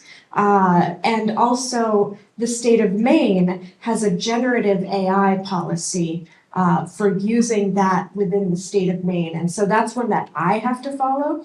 These are all easily searchable on the web, and so if you have any questions about that, AI isn't really my thing. Legislation is my thing, and so I don't have a lot to say about it other than we do have a toolkit, and we certainly have resources that can help you to craft your own policies if you need help. That's a great point. And you know, certainly there may not be legislation, but you know, it's becoming more prevalent. So it's important for you to know where the resources are. Should this become something that you may want to expand upon in your own districts? Which brings me to another issue, which I'm sure nobody here really is concerned about: grants, additional resources for your districts. Can you provide some insights on current and new grant programs, both state and federal, that can help school systems meet their financial needs and obligations during this somewhat tumultuous time? This is going to be a pattern. I am going to start, and then Laura will fill in all sorts of details. One of the things I would want to share about grants is, you know, obviously we've all been following the news. We've all seen the things that have been, like, you know, granted and then taken away. And, you know, the delegation as a whole has been working to try to make sure that things that have been already approved do in fact materialize for folks.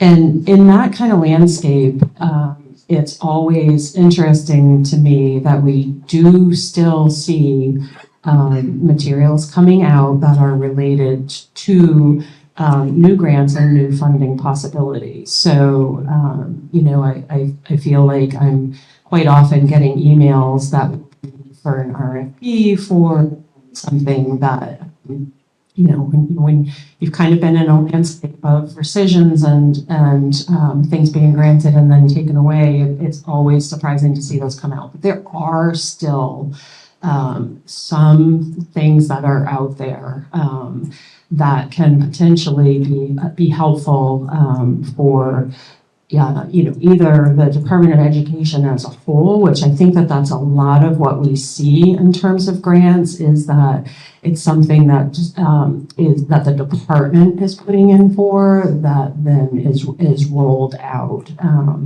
And I'll let Laura maybe speak to some specifics of some things that she may be aware of at this point. Thank you. So I think to start, I would just remind you that when funding opportunities are coming through the U.S. Department of Education, be mindful of the fact that they have a reduced staff.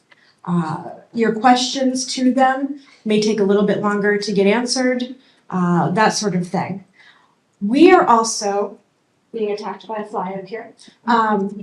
We are also being very careful to read grant award paperwork. And so what I mean by that is any declarations or conditions or various stipulations that come along with the grants, they were pretty boilerplate in past administrations. Nothing really new, no gotcha moments in those pieces. We are spending a lot more time and focus reading through, combing through the language of those declarations to make sure that we are doing what we need to do to be compliant, that we are meeting the terms of the grant. And so I would urge all of you as well, as you were seeking funding opportunities, be a little, pay a little more strict scrutiny to those pages that outline your requirements and your obligations with respect to those grants, just to cover yourselves and make sure that there's no new language that is unexpected. In terms of new funding opportunities, we get notified from the U.S. Department of Ed about new funding opportunities in the same ways that you do. And so it's very unlikely that we will hear about something first, although if there are state-related funding opportunities that the Department of Education would receive and then distribute out to you, you have, I'm certain, you have relationships with program officers in our federal programs. I'm sure you all talk to Rita Pello and Travis and everybody within federal programs to keep on top of that. And so those are your best folks to stay in touch with. They will have the most up-to-date information. And if you need to know who your title program person is, please let me know and I can share that information with you. For the new business officers in the room in particular, if you haven't yet developed those relationships, let me know. I would be very happy to make an introduction. They are experts. They are much more informed on these things than I am. So they are your go-to people. Thank you, and that's important to know because we're in the process of upgrading the MeASBO website to include the most up-to-date information. So Dr. Laura and I will. Can I call you Dr. Laura? Sure. Just remember my expertise is legislation. Oh, okay. But we want to make sure that we give you the right information as it becomes available. So that's one of the most important things about an event like this. When you're taking your breaks, grab a cup of coffee, get to know the people around you, share some ideas, and share some questions. Some of which, and I know Barb's going to be all over this one. Many of the people in this room come from a rural district. I think we had one person with like 10 or 12 towns as part of their district. In rural districts, it's not always easy to be connected to everything that's out there. To our panelists, can you point to any resources your offices are implementing to build and help these districts gain access to some of these websites we talked about earlier, legislative developments, otherwise utilize state and federal services, despite their kind of rural geography? Is there a way that they can better connect with you all? I think that one of the things we're trying to do within the congressional office is, within the way we're set up in the district. Again, we have 3 district offices. Those are in Lewiston, Bangor, and Caribou. And so if you think about the distances in between each of those offices, we have a lot of ground to cover. Each office is headed up by a district representative who is, sort of like they're my counterparts, really. And they're the ones that are getting out, meeting with town managers, meeting sometimes with school superintendents, getting out and doing some of those kinds of visits. And then we also have a casework team, which, primarily, we do sometimes end up with a few state-related issues just because sometimes there are some times where the federal issues tangle with the state issues. They also sometimes are out doing outreach, but for the most part, it's the district representatives that are out on the road. And one of the things that we've been trying to do is just make folks aware that we are willing to come out and meet with them out where they are as well. So, I mean, we have, to be honest, I forget the amount of towns that we cover, but, you know, it's a lot, over 300. So, it's a huge area to cover, but we are on the road often, and you know, one of my favorite things to do is actually I end up trying to connect with school counselors a lot, because I feel like they are really on the ground and hearing a lot of the concerns, both perhaps from the parents as well as the children, and as well as the you know, staff, that they really kind of have a real good pulse on what they're doing. So we're happy to come out. I know sometimes, you know, I live in Aroostook County. Aroostook County has a group of counselors that meet on a semi-regular basis, and you know, I have reached out to them ahead of meetings sometimes just to make them aware of some of the things that are out there. Those are some of the kinds of things that we can do that maybe you might not think about. So if there's, you know, I'm one of my goals is to stay in much closer touch with Mike and Colin and now Sherry, yay. To just kind of be sure that those connections are kept. And, you know, like, don't hesitate, I guess, to invite us to something. If there's something that's going on, like, it's worth asking if it would be something that we would be willing to come out for. So, you know, particularly for, I mean, obviously, we're actually, so as the second congressional district, which I usually describe as most of the state of Maine, minus the little carve out down at the bottom, we cover 10.5 of our 16 counties. So, you know, most of you know who you are in the room. And we're not, technically, the way that Congress is set up is anything that comes into us as casework or kind of anything else related to the first congressional district, that is something that we generally would pass along to Shelley Pingree office.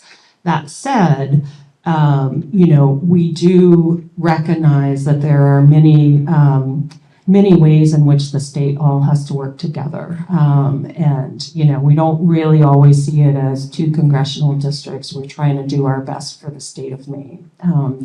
And so even you folks in the room that are from York County or Cumberland County or any of the other counties that we don't cover, you know, I'm still happy to respond to emails with you or connect you with my counterpart at Pingree's office if you don't have a direct relationship with them. But, you know, I think we are a largely rural state. I cover basically all rural areas. You know, like, I don't have a whole lot of big population centers in the counties that Mike read off that I cover. You know, we're aware of the challenges that folks experience, and also of the disconnection that can happen.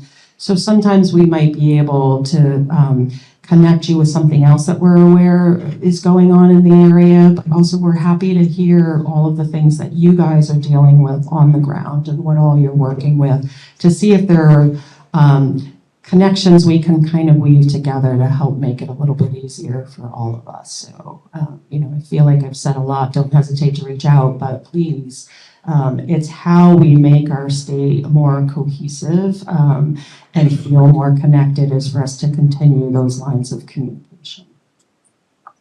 And since she asked for it, she's going to get it. You have an open invitation, both of you, to come to any one of our events anytime. Next one is next month in October, the Drum of Woodsum event, and then after that, November, we're going to be in Lewiston at the, what is it, the Ladle? Thank you, Green Ladle. I was going to say Gold Ladle, it didn't sound right. The Green Ladle, and it's going to be another exciting event. So you're welcome to come. I won't put you on the spot, maybe. I don't know, we'll see. But you know, you're welcome to come as our partners. So. What we talked about earlier was something that's very interesting. I know it really hasn't translated into a legislative or a rulemaking issue, but it's something that just in my few months of being here, I've heard a lot from people, and that's workforce. Is everybody here, you're all set with your work, with your teams, right? You don't need to hire anybody, especially in the rural areas, no? So that's another area where it's coming from a diverse number of industries. I've seen this across the board. Workforce is a major issue. And I'm curious, Barbara, you get phone calls at the office about how you can spread the word. Laura, you're getting information. What sort of questions do you have about workforce and vice versa? How can we address this issue, which is a very pressing one for many of you? Does anybody have any concern about workforce hiring? No, everybody's all set? Yeah, go, okay, you raised your hand, stand up. You really want me to stand up? Please, not, you don't have to stand up. What are your thoughts, what are your concerns about your recruitment? I think recruitment to me is secondary to like our current workforce, like Adam was earlier. I mean, we had a large percentage of our staff that exhausted their PTO by April of last year. So to me, it's almost like, how do we get our current employees to show up to work and not, become this liability that we don't have staff in working with our students and providing the services that they need. And then secondary to that, like the conversation, how we retain staff that are gonna stay and not become part of a revolving door of circulation. Anybody else? That's our same problem. We can get people, they either don't stay or they use all their time. So we're either turning over ed techs every year, or the ones that we do have exhausted, some of ours exhausted PTO by January, February, and then they're taking time off pay. We have a major problem with the visual offenders that miss 30+ days of school year. You're contracted for 189 days and you miss 30 of those. And now with paid family medical leave, we're worried that problem's gonna get even worse. So it's not necessarily hiring people, it's how do we get the people to show up that we have? And how do you get subs? We pay, I don't know if other districts are doing it, we pay people out for EPL that they don't use, and they still use all of it. We offer to pay them to show up to work, and they still don't. That's useful information, is it? So are any of your districts participating in the longitudinal workforce data program thing? Okay. So one of the things we're doing at the Department of Education, and we're working with the State Board of Education as well, is to understand the vacancy issue. Exactly what you said. What classrooms need a teacher? What classrooms have a teacher, but it's an ed tech, or it's a long-term sub, or it's a teacher that maybe isn't there for 30 days of the school year. What vacancies are created by new teachers coming, staying a couple of years, and then hitting the road, potentially leaving education entirely, or heading to a school that might be able to offer a higher pay once they've gotten a couple of years' experience. So we are trying to pull together the data to understand what the picture of vacancy looks like in Maine. It's something that we have not been able to answer because we just haven't had the numbers. We have even just defining what a vacancy is. Is it a classroom that doesn't have a teacher, or is it a classroom that has a substitute? That sort of thing. So we have been spending, and this is not one of my projects, but Christina O'Neill, if any of you deal with her in the Office of Higher Education and Educator Support, she has been leading this effort. Diana Dwarin has been leading this effort. They are pulling this information so we can see better. Are there pockets in Maine where this is worse? Are there pockets in Maine where maybe they're not having these same problems? And if they're not having those problems, why aren't they having those problems? What are they doing differently? What incentives, environmentally, financially, that sort of thing, are they offering that we might be able to expand to the rest of the state and scale up? We're also looking at teacher mentoring. Speaking of the 1 to 5 year teacher experience piece, those early career teachers, we lose them. And it's not just Maine. This is happening all over the country. Teaching is hard. Working in a school, no matter what you're doing, is hard. And so those new early career teachers, we are looking to see, are schools matching them with a mentor? If yes, then what supports does the mentor have as well? Because that increases their workload and extends their capacity. Are there stipends? Are there other, non-compensation ways to incentivize training up a new teacher so that they feel like they have a community of support within their school? And so we're looking at some of these things to try and help get these answers for you, because we know you are struggling. On top of everything else, we know you are struggling with the body issue. And I don't mean to put it in such blunt terms, but we gotta have bodies for these kids, right? There has to be an adult at the head of that classroom.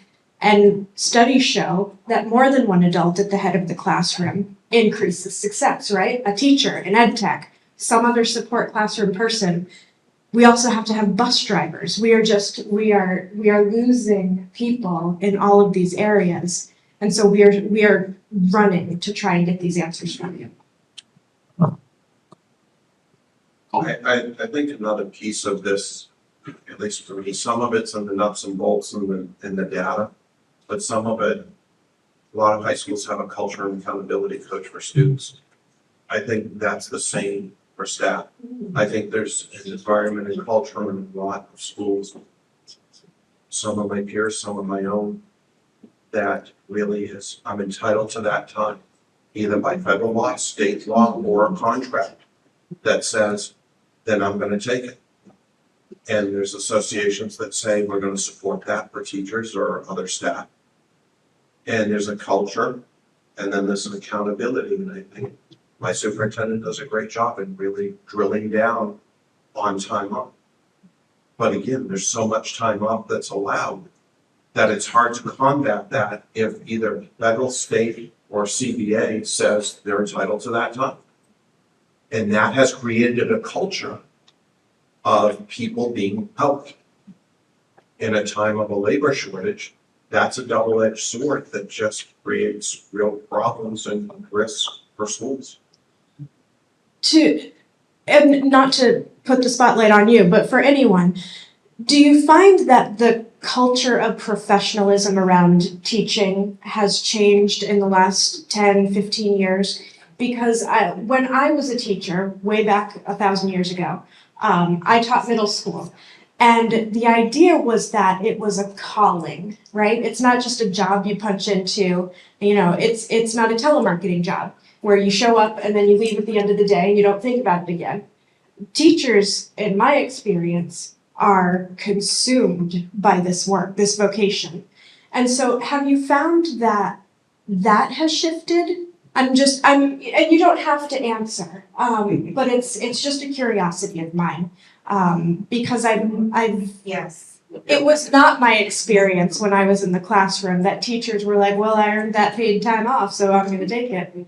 It was more like, I have to be here for these 3 students because if I'm not here, they will slip through the cracks. I think there's a lot of real good staff regardless of their position. And then there are others who are in that boat. And I think for me, we've adopted a different philosophy in our district in a lot of ways, whether it's a teacher, whether it's, I can speak specifically to custodians, business office, support people, that we adopted a philosophy 5 years ago that we aren't going to take, I don't mean to be crass, we're not just going to take the first person who comes through the door and says, I want the job. We have custodians, for instance, who will say, you know what, I'd rather be down a person and work harder than to get a person who you're gonna hire who's gonna be out half the time that we can't rely on and doesn't really contribute to the team. And I think that's part of the culture. Now, it's not perfect, it's not great. We have our problems just like everyone else, doesn't solve it. But I think it is about what position you take as a district and how you build positions. And you can't do that with every position. There are some positions you just can't do that with. I've got another one for you. It was the move from a 3-year probation to 2 for teachers. Yeah. I think that's a gift for teachers. It's not for new teachers. Because if I'm a principal, I've got 1 instructional year and about 2 months to figure out whether I'm keeping that person And the last thing you want on your team is someone that's, kind of okay, because once they're past that, you'll never get it. You can, but everybody knows it's a 9-month process to take it. So you take a teacher that maybe with another year could make it, and you cut them loose and try again. What are you hearing from up north? I'm sorry. Yeah, I think one of the biggest things that hasn't happened is some reform in certification. As you kind of look at data, you're looking at people timing out at 5 years. But how many careers do people time out at 5 years? They decide they didn't want to go into that career, especially when they made a decision at 18 to go into that career. And it would be interesting to look at how many people with bachelor's degrees who decided maybe I wanted to go into education because they're seeing what their peers are doing, not what the rhetoric that's around teaching. I think the MEA does a huge disservice when they say at meetings, I didn't go into education to become a millionaire. And name what career did you go into to become a millionaire? Fair question. And so I think that we really need to look at certification because there are people out there that would like to get into education, but we create this kind of barrier with our state certification.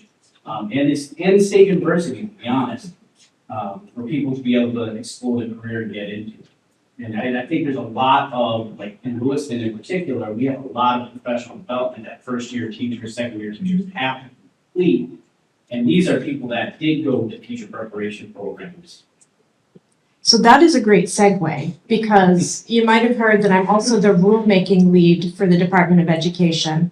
Chapter 115 on certification has just been filed with the Secretary of State's office. Let me tell you a little bit about what that means. So certification is a rule that is governed by the State Board of Education. I help, but it's not the Department of Education that determines what certification will look like. So I'm just gonna put that disclaimer out there. What I do is I shepherd the rule through the administrative process. I've filed it with the Secretary of State's office beginning on September 24th, next week, Wednesday. We are opening a public comment for Chapter 115. The State Board spent over a year reviewing and revising this rule with some input from the Department of Education, but mostly with input from parents and students and teachers and administrators and other, ed organizations and other folks through some public comments that we held all over the state. We did some on special education, we did some on general certification, we did some on CTE and industrial arts. And then they had monthly opportunities for folks to come to their state board meetings and listen to folks and their opinions on certification. So that is now opening on Wednesday for a 30-day public comment period. I urge you, I'll show you where in a minute, but I urge you to read the changes. If you don't like what you see, provide a public comment. All of the comments come to me. I organize them, I pull them all together into a big thing that has to be filed in January, and we respond to all of those public comments. Sometimes those public comments result in changes to the proposed new language. When that happens, we'll do another 30-day public comment period, so you'll have a chance to review those new changes.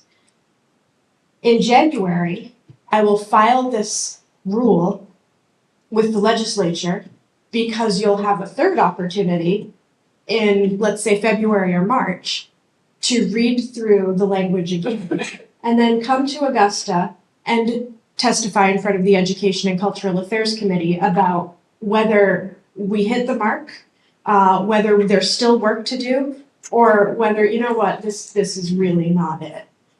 So an opportunity to participate.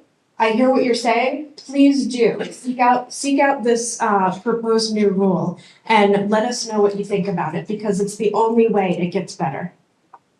Website you access? Yes, maine.gov. Yeah, whenever we're ready, I'll show everybody. Ready when you are. All right. Do you want me to drive? Okay. I'll drive. Okay. So if we want to participate in the legislature, there we go. Right on maine.gov, Do I need to talk about this? Oh, just you. All right. Right on maine.gov, right in the center of that page, it says your government. This is where you go for the things that you can participate in. And so what we'll want to do is click on legislature and you come to the state legislature's page. There's a lot of information here. I think I had talked about LD 1892 earlier. So if we put in 1892 in this text box and we press go, it'll take you to the information about that bill. Look at that. Memorize. An act to establish procedures for school construction projects. If you click on this PDF over here, you can read the language of the bill. If you come over to the second column where it says committee actions, you can see everything that happened to this bill. You can see it was referred back in May of 25 to the Education and Cultural Affairs Committee. There was a work session held on May 12th, and then a carryover was requested on May 19th. And so that's the current status. You can see what the House did and what the Senate did. It was nothing because the committee recommended a carryover. You can see the scheduled public hearing and the work session. If you click on these highlighted links, you can watch them. I highly recommend speeding up the recording because you can see who sponsored this bill. If you scroll down, I am not scrolling down here. There we go. If you scroll down, you can read what everybody else thought about it.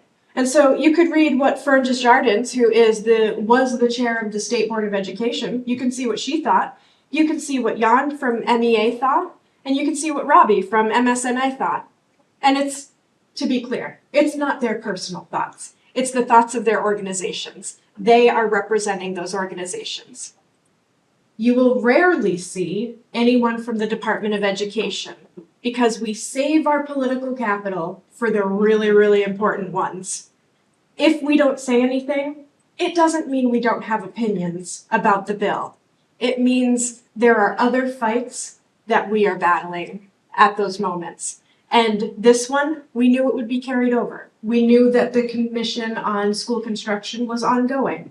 And so we didn't put our time and energy into writing testimony for this one because we knew people we respected and trusted would. We knew the committee understood that the study was ongoing. And so we held our breath and crossed our fingers. And they in fact tabled it and it'll be talked about later on in the session. These House and Senate stamps show you what the House and Senate did. Again, not a lot. They referred it to the appropriate committee and then they signed off on carrying it over. And so we'll see this again in the new session. So that is one thing. I'm going to go back and we're going to go up to, on the top toolbar up here, I've highlighted it in yellow, the committees.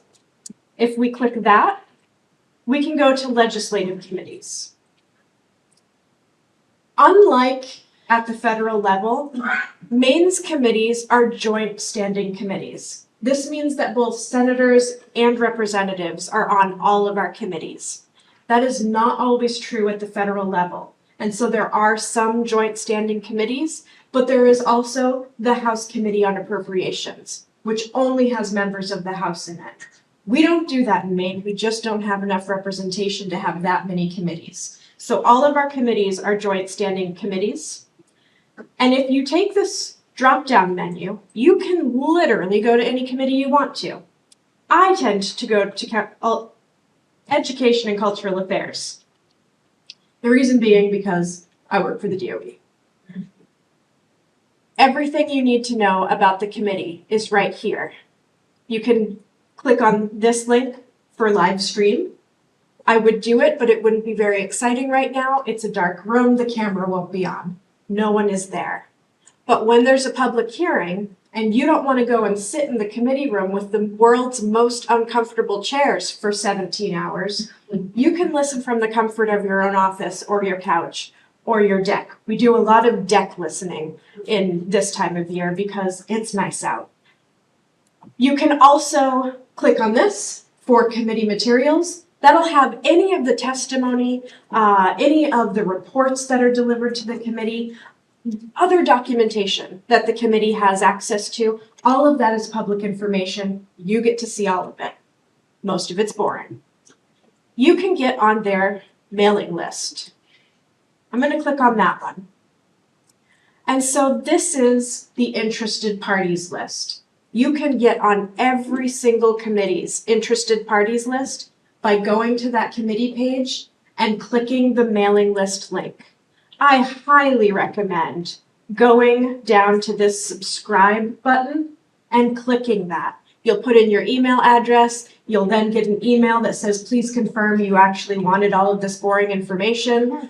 You say yes, and then you will get every public notice that the Education and Cultural Affairs Committee submits. That will include everything about public hearings. It will include canceled public hearings. It will include work sessions, briefing reports. Very often at the beginning of session, the Department of Education will go down to various teams, our literacy team, our safety team, and we'll teach the committee about what it is we do. This will tell you when those are happening, and you can listen on that other live stream link that I showed you earlier. Definitely do this. Education and Cultural Affairs, taxation might be a committee that is of particular interest to your group. Labor might be a committee that's of interest to your group. Trying to think, transportation maybe, although usually school bus bills do come through education. But really, this is the best place to get information. I'm going to go back for just a second here. And I'm going to scroll down. Here we go. When you scroll down, you see this committee public hearings, work sessions, and other events. This is the calendar of events. Let me go to a date that actually has something going on. Let's see. Let's pick March 11th. This is where you would see the schedule of all of the public hearings that are happening on that day and that time. They will be divided. Usually there's a morning session and an afternoon session.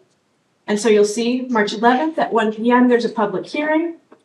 On the 12th at 10 a.m., several public hearings. And you'll get to see the schedule for that week. You'll get to see the materials for each of those. These are highlighted links, so you can click on those and go directly to the bill information. You can, for any date you want to, go back into history and play Doctor Who, and jump into your time machine and then go and listen to the recordings. Do whatever makes you happy there. I'll scroll back down for a second. You also, no, one page back. There we go. I'd also like to point out that you can locate on that committee page the listing of legislators in that committee. And so you'll see the members and staff. You'll see who is chair of the committee. This will be the same for the upcoming session in January. You'll see all of the Democrats, all of the Republicans, the senators, the representatives. And then at the bottom, you'll see the important people. You'll see Dylan. He's the committee clerk. He's the person when you show up in Augusta and you're testifying, you hand your testimony to him because he makes sure the committee receives it and it's in the appropriate folder. You'll see Rachel, you'll see Steve, and you'll see Elena. These are the analysts. They are the geniuses of the committee. They know everything there is to know about education. And when legislative policy people like me retire, we hope to become an analyst because it is a sweet job where finally you get to tell legislators what's really true. And so they are the folks that if you have a question, you can email Dylan and you can email the analysts about status of the bill. And they are so incredibly helpful. They also have access to robust legislative history. So if you're wondering, I thought this was a law 10 years ago, they will probably know that information. I want to show you one other thing. Does anybody recognize any of these names as your state representative or senator? Yeah. Do anybody recognize them? Sharon, which one do you recognize? Oh. Okay. I mean, you asking. You're asking are these your state representatives? Are these your state senators? Does anybody recognize one of their own? Because I think if you click on one of those, will it give you their Yes. biographical information or at least Sure the? will. So we will Chair Murphy, of click on course. Representative Kelly Murphy. I need to press the correct button. Kelly Murphy is for House District 125, and you see it says of Scarborough, and you have an email right there. And so if you want to email Representative Murphy, who's the House Chair, you can go ahead and do that directly from this page. Thank you for pointing that out. It's very important. If you don't know how to find your representative or your senator, we could schedule sort of a legislative training on how to do that, how to submit testimony, how to participate at a public hearing in Augusta or virtually. If that's something that's of interest to you, let Mike know. I would be really happy to come back because I could talk for a whole other hour about just how to get in touch. The best thing, go to this committee page, email those folks directly. Questions? I don't want to take up your whole day. All right, good? Thanks, yeah. All right. Which brings me to the most important part of this. Barbara, she's a super nice lady. She doesn't want to see me. No offense. Why? How many in this room have lobbied before? Gone to your state representative, where'd you go? You go to, To labor on a lot of workers' complex. that's awesome. How'd you feel? Heard, Good. respected. That's great. It is, when I was joking about Barb not wanting to hear from me, because I have gone to Washington DC, God knows how many times in my life, done events like this, and met with state senators and state representatives for years. And the best part about my job is I set up the meeting, and I say, Barb, do we have a meeting with the representative? Sure, show up. Senator, Congressman, it's great to see you again. Thanks to Barb for setting up this meeting. I'm going to shut up now because they don't want to hear from me. They want to hear from you. They want to hear your story. Did you tell a story when you were there? About who you are, where you come from? What do you think difference that made? Personalized. Yeah. Legislators want to hear from you. They want to hear about your workforce issues. They want to hear about family medical leave. They want to hear about the issues that you're sharing here today because they're going to bring them to their colleagues. They're not going to say Mike Auerbach brought it to me because they don't care about me. They're going to say somebody from my district brought it to me. And I really want to help them. That's what this is all about. I think it's a great idea to sometimes set up a time or we could set up a training session. Because telling your story is probably the most important part of advocacy. Things get heard when you tell your story. Case in point, Medicaid. Was this something you were waiting on? You were really hoping to hear about Medicaid? Were you expecting a group like this to start talking about Medicaid? What's a concern about Medicaid for you all? Does anybody have any Medicaid concerns in their district? Reimbursement? Scheduling? We have a large amount of Medicare reimbursement. So you did mention changes coming, wondering how that might impact the departments who bill for the reimbursement. It depends, right? It's one of those things that we don't know the answer to yet. And so we, unfortunately, will be waiting for you all to tell us what's happening so that I can bring that to DC, so that I can bring that to the national organizations that I am a part of, so that those organizations can lobby on your behalf. I want to be very clear, I am not a lobbyist. They have to register through the state, and there's a whole bunch of rules. I am just a simple civil servant, and I happen to have studied public policy. That's all there is to me. But I get to take your information down to DC twice a year and share that with Representative Golden's staff and with everybody else in the delegation. We go into the weirdest tunnel rooms with Senator King, and he shows us all of the back alley secret paths. It's very strange. I've never gone to Congresswoman Pingree office and not been given cookies. And they always have blueberries in that. I don't know why. So it's a little thing. We develop these relationships, and when things hit the fan, right? When reimbursements maybe don't come through for Medicaid, tell us right away. Tell us if there's a delay longer than you typically have expected or have typically seen. Tell us if there are particular services that you could bill before that aren't being accepted now. Tell us if there are new requirements in a student's IEP that have to be met before you can bill. I could go on, but the number of different changes is beyond, I'm not an evil genius. It's beyond what I could imagine because I expect things to work the way they've always worked. But tell us those changes so that we can tell the federal program officers, Rita and Travis and Dan and those folks at the DOE that I work with, but also so that we can tell folks at the US Department of Ed, because while the Trump administration has come in and put in, political appointed staff, there are still career staff like me down in DC as well. There are fewer of them now, but there are still those career staff that we have been working with for decades. So to be clear, I am not a political appointee. After Governor Mills is out of office, I will still be your person in this seat. Just like those career staff down in DC. They are the folks who know how these grants work and are actually responsible for the distribution of that funding. So we have to maintain those long-term relationships so that they know when we come to them, it's an emergency.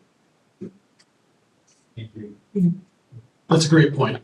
And MeASBO is not a political organization. We're not a lobbying organization. We don't have a PAC, anything like that. What we do have is you. And you're not here to try and influence policy. You want to share your concerns. That's why you have a central organization. And when there are concerns, I've already received concerns about Medicaid, about FML, any number of different topics. We bring them to our friends in the States because they want to know about that.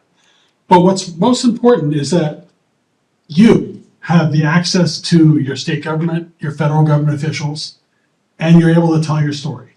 And I'm hoping as our final question and answer from our folks here today, how do they get in better touch with you? How do they get more consistent? We talked about that's one thing, yeah. Get a card if you like. Yeah, and business cards, are a little bit old school, but I still really like having them and handing them out. And sometimes I'll be going through my purse after the fact, and I'll be like, oh yeah, I was supposed to email this person, and I'm gonna get an email out to them. Looking at you, John, back there in the back, I will be emailing you. And I think that just stay in touch the best you can. We also, golden.house.gov is our website, and there's a way to reach out there, which puts you into our sort of more into our case management system. And I usually tell people, if you have something you want to say directly, just go ahead and email me. Like I'm happy to get emails from folks that are telling the stories. So, Lewiston, I want to be hearing about what you guys are facing there.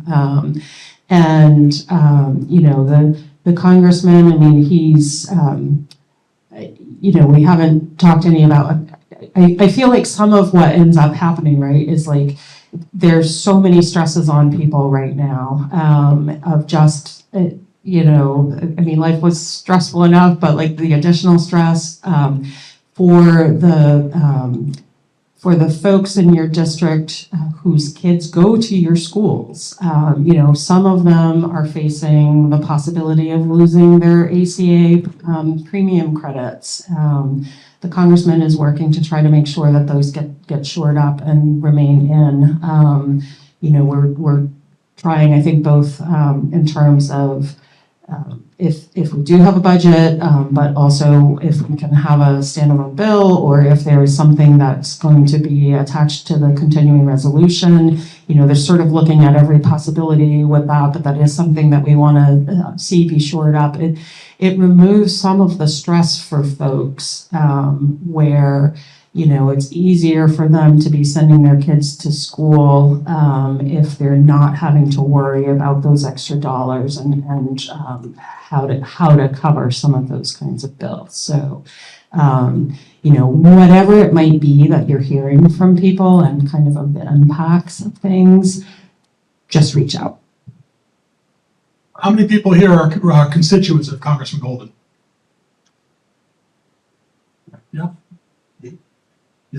That's important to know. When I called Barb, she picked up the phone. It wasn't a robo thing. She just picked up the phone. That's the kind of access you have. That's a rare bit of access. And they need to hear from you. Every office, every legislator has a district representative, and their job is 100% to take your calls and to hear your concerns. That gets translated sometimes into policy. Sometimes it gets referred to the right resources, whatever. But that's important to know that you have that access. And I would just want to say that it's unique access in Maine. Maine does government in a way that no other state I've come across does, both at the local level in terms of our state representation, but also our relationship and our access to our federal delegation.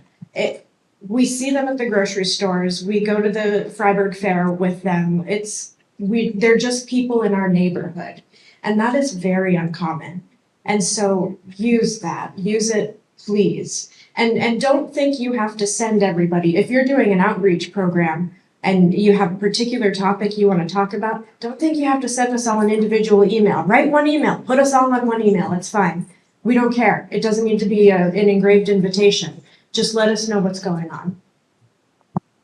And the same goes for Congresswoman Pingree, who couldn't be here today, but I have a statement to read later on during the business meeting. But you do have great access. And these concerns that you have, is kind of the people kind of stuck in no man's land in a lot of ways. You're not alone. And MeASBO is here to help you. And these folks are here as well. So, do you have any final comments to close out the day? If I could, I would just like to also say, I know we're a little bit on pins and needles about the budget situation at the federal level.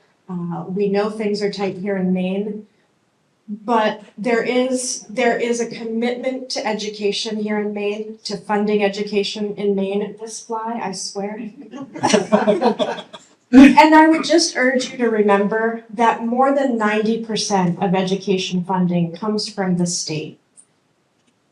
We rely on some federal funding, the title funds for sure, IDEA for sure. But if things go sideways, in the grand scheme of things, it's not that much funding. And we will help you figure it out. So bear that in mind. We are very self-sufficient in terms of education funding, and we will be okay. So the continuing resolution will come and go. Cuts and increases will come and go. Administrations will come and go. Maine will remain committed to funding education. We have a long history of that. As Laura was speaking, I realized we haven't talked about what happens if we don't get a continuing resolution. And I think that you're all aware that that means a government shutdown. And this is not a fun note to close on, so I'm going to say it really fast. If that happens, usually what will happen, the last time it happened, I think the legislative branch was fully funded already at the point that that happened. Like, we didn't have a full budget, but we did have legislative funding. And, which meant that our offices stayed open without question. But I will tell you, like, our offices will stay open because we will all be deemed essential is what would be likely to happen. And that would mean that we would be trying to help navigate for any of the things that come up during that time period. So sorry, Mike, to end on that note. But really just to say, as Laura said, these things will come and go, and we will get through them. We are here for you. I'll end on a high note then, because this has been very informative for you all. I know it's probably an alien subject in a lot of ways. You know, you don't want to talk about politics or policy, but it's a necessary evil because you need to know what's going on. And if you have questions about the process, these folks here are ready, willing, and able to answer your questions. And we really appreciate your time and your expertise today. So thank you very much.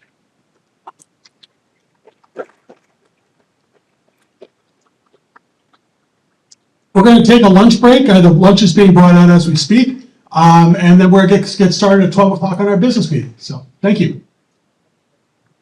So before we get started again, I want to invite our friends from Androscoggin up this, and thank again our sponsors who made this possible. We might have been in a barn if it weren't for these guys. So, and the kind of barn where you hear clucking and mooing and stuff like that. So, so thank you very much to our sponsors, and I'm going to give it over to our friends at Androscoggin. Great, thanks. I am John Simcoe, Androscoggin Bank. I just wanted to say thank you for letting us join you today and many other days here. Hope you enjoyed lunch. Just want to quickly do a shout out to my government team mates over here. We have Christine Bishop, and we also have Angie Snow, who cover many of the deposit services for many of you here in the room. And if you want to learn more about what we have to offer, please go see them. If you need a bus lease, come see me. And otherwise, glad to be here. Who here's favorite color is orange? Anybody? You get them up. If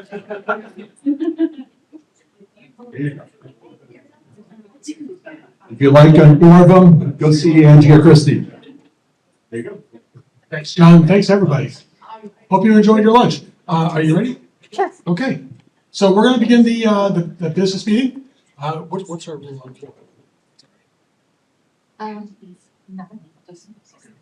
think we have a quorum established at 12:30. Okay, I'm Mr. Protocol, so forgive me.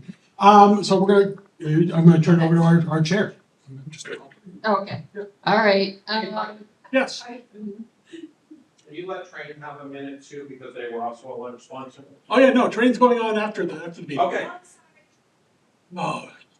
you'll get to talk. Stay on your tether.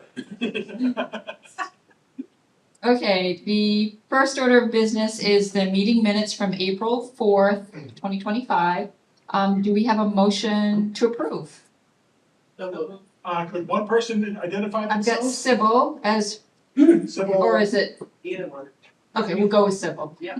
Sybil. Sybil, and then second was Chris Franklin. Chris Franklin. Thank you. So I have a motion and seconded discussion. Any discussion? None. Okay. Let's have a show of hands, please, to approve the minutes. So moved. Thank you. Okay, treasurer's report. We need a motion to approve. So, Don Pula. Dawn, okay, and a second. Second. Jennifer Pula. We'll go with Jennifer Pooler. And is there any discussion on the treasurer's report? Any questions? No, all good. Okay, let's have a vote. Show of hands, please. Excellent. Any opposed? Oh, yeah, any opposed? I didn't even think to ask that. asking. I didn't think anybody would oppose treasurer's report. Okay, the first committee report is going to be legislative, which is Zach and myself.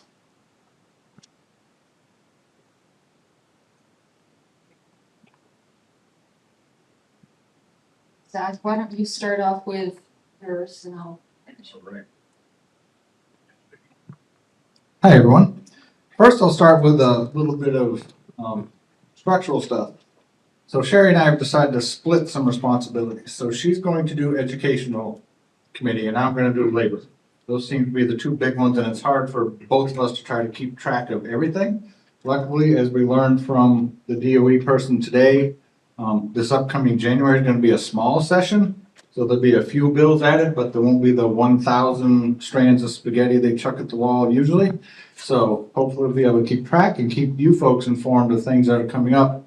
When you can watch the meetings, which I would say, she also showed you where the links are. You can reach out to us and we can get you back to those to sign up for some of those. And you get like a couple, 3 emails a week that usually has the schedule coming up for like the next 2 weeks worth of meetings and what those bills are. And obviously some are worth kind of tuning in for and some are not. So what we had passed in the last legislative that everyone should know about.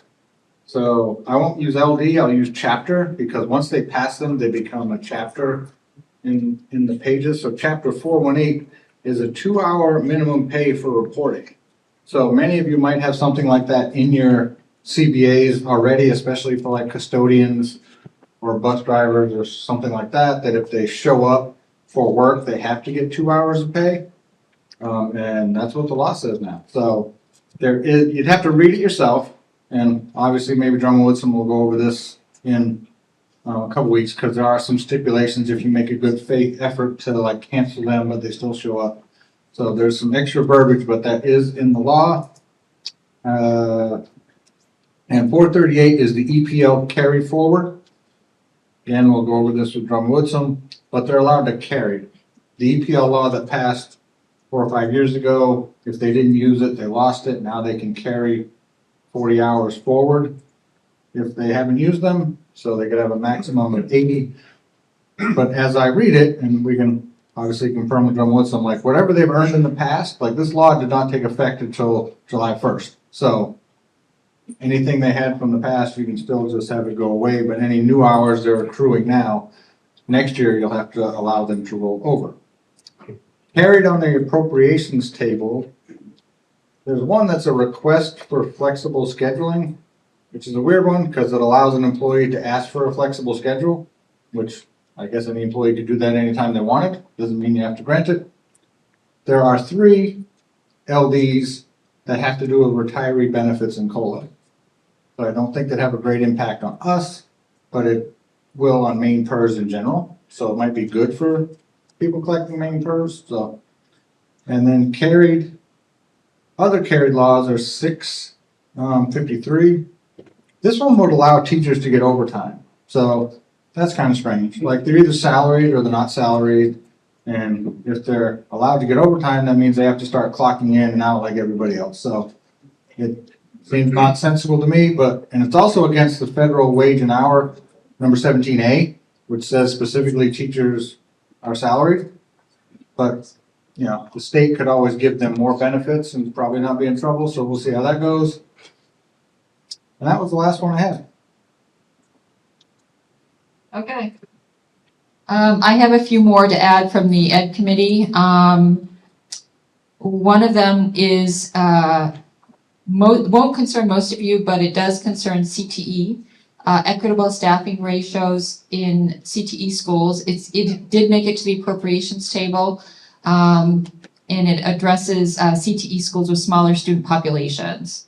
So that did pass. There is another one on the appropriations table to do a pilot program to put childcare facilities in schools. I'm not really sure how that's going to work, but it did pass. Now they have to fund it. So maybe it didn't. There was an act to maximize federal funding and protect Maine school meals. That was enacted. There's going to be some grants to schools that contract for behavioral and mental health services. The governor has that. She held it, so I'm assuming that means it was carried over. Another one that was carried over is funding for summer school programs.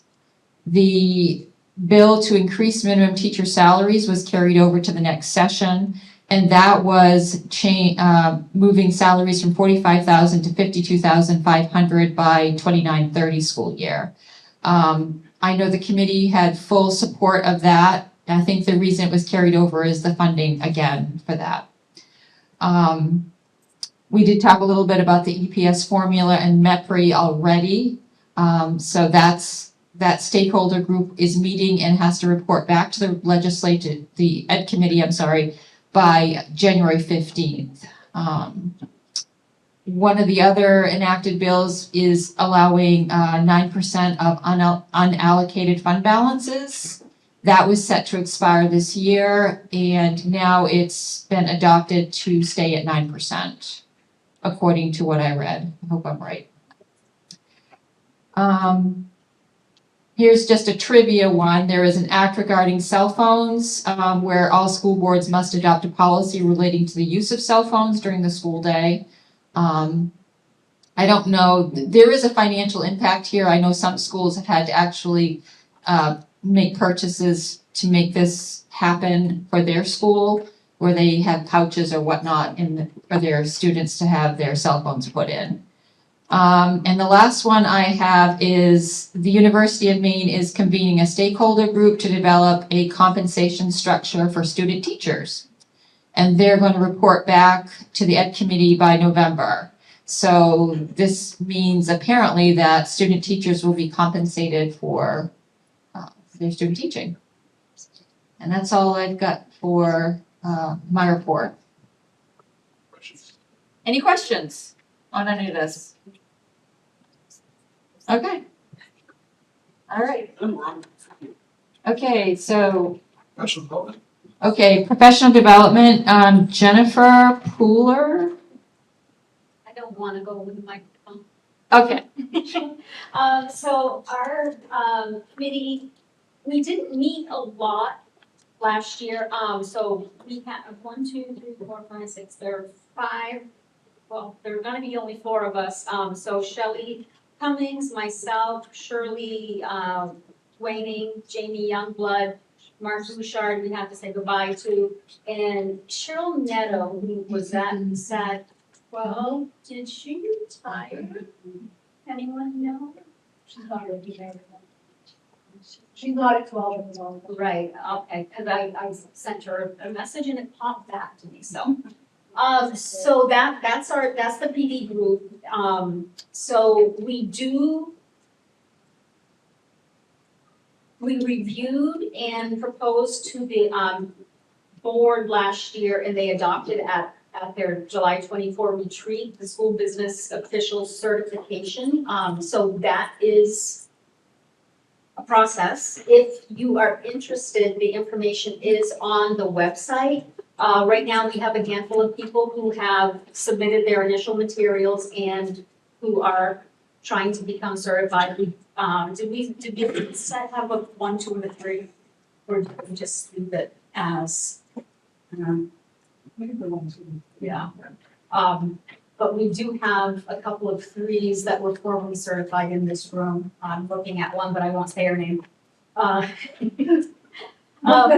so we need some help with lunch and learns. They were well attended. And I think that the ones that people attended, they were very engaged. It's kind of you vote, if it's something that interests you, you do it. I attended some, and the ones that I attended, people were very engaged. So I guess my question is, did people find them beneficial? Did you attend them, and would you attend them if we continue to plan them? And then this is something that I'm gonna ask Mike to do in the coming weeks, is send out a survey about topics that you all might like to have presented at Lunch and Learns. I think the half hour to 45 minutes, or some lasted an hour, was a good brief time for a topic that we presented, and I think that they were beneficial. And I think Colin spoke to this, but I think one of the first ones we might want to plan is the how to get in touch and find a legislator and just get involved in that process. I think that Dr. Laura, as you called her, would be a great presenter. I really enjoyed her knowledge today. And one final plug, Western Maine Regional Group, I will be emailing you soon to see about our first meeting, and if we want to do it in person or do it virtually like we did last year. We had mixed attendance, but people came if they could, and I think our in-person meetings, I think they were beneficial to us. I think we all walked away with a sense of it's not just happening to me kind of thing. And it was good to, share some of our own knowledge and get confirmation of that as well. But I think that's it for us. Thank you. Of course, helps me true. Thank you. I do want to mention the fact that we do have regional groups set up around the state. Jennifer has one group. Is there any other groups in the room at the moment? Anybody in a group which group are you in? The Penobscot area has a group. Southern Maine has a group that it's not, I don't know if it's like considered a MeASBO group, but they have a group of people that meet every other Wednesday or Thursday at 10 o'clock virtually. And that group is pretty active and they have quite a few people that meet. So if anybody's interested in the Southern Maine group, I certainly can connect you to them. The support groups that we have going right now have been, I think, immensely helpful to a lot of us. I know in addition, we have Aptifund support group for people that use Aptifund. And we also have a Tyler support group. I think that Jamie Youngblood might be in charge of up in the Herman area. Does that sound right? And I don't know, there might be some other groups out there that I'm unaware of, but anybody that's interested in starting a group in their region, that would be amazing. Okay, next committee is Tri-State.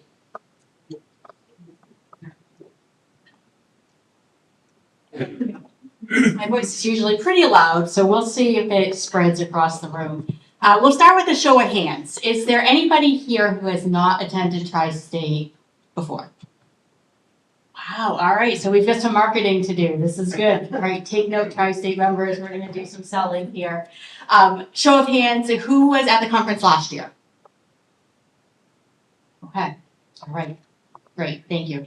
So those of you who were at the conference last year, you will have received a survey this morning that is going to be asking for suggestions of topics. So Allie kind of stole my thunder sending that survey out because my plan for today was just to give folks some information so that you can hold the date. So we are planning our 34th annual conference right now, and it is going to be held May 20th through 22nd in Burlington, Vermont, at the Doubletree Conference Center. And what we're asking of you guys, not only to attend, but if you have suggestions for things you would like to learn about, please tell us. If you didn't get the survey this morning, we are working on getting a survey out to folks who didn't attend the conference. Or you can always email me. You can probably email any of the committee members, but I'm on the program committee and I'm happy to take suggestions. We are looking for sessions for our concurrent workshops, which have subject areas of legal, finance, and technology. And we are looking for general session ideas. So we want this conference to be beneficial to all of you. So it's helpful for us to know what you all want to learn about.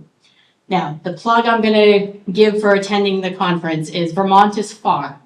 And we recognize that. And May is a tough time of year, but it's incredibly important to have representation there. It's very beneficial to go, not only because the topics are informative, but we gain further networking. It's how we get to know each other. It's how we know who to call when we are running into a problem in our office. The more people we know, the better off we are. In Vermont, we're always the lowest represented state because of the distance and because we're in the middle of our budget process. And New Hampshire and Vermont generally don't have that same time schedule that we do. But we do have a section in the program that allows for state work. So the first day we gather and we do a roundtable type session where each state gets together and talks about our challenges. So the more people from Maine we have, the better off we're going to be. And if any of you need help selling the value of the conference to your superintendent so that you can get permission to go, please let us know. We can help emphasize the importance. Yeah. Questions? All right, seeing none, thank you. Scholarship, Oh, Colin. and we need a member or two. Oh, yeah.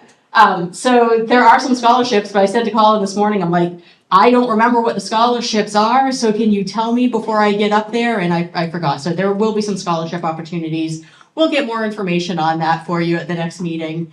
But we are looking for 2 Maine representatives to join our committee.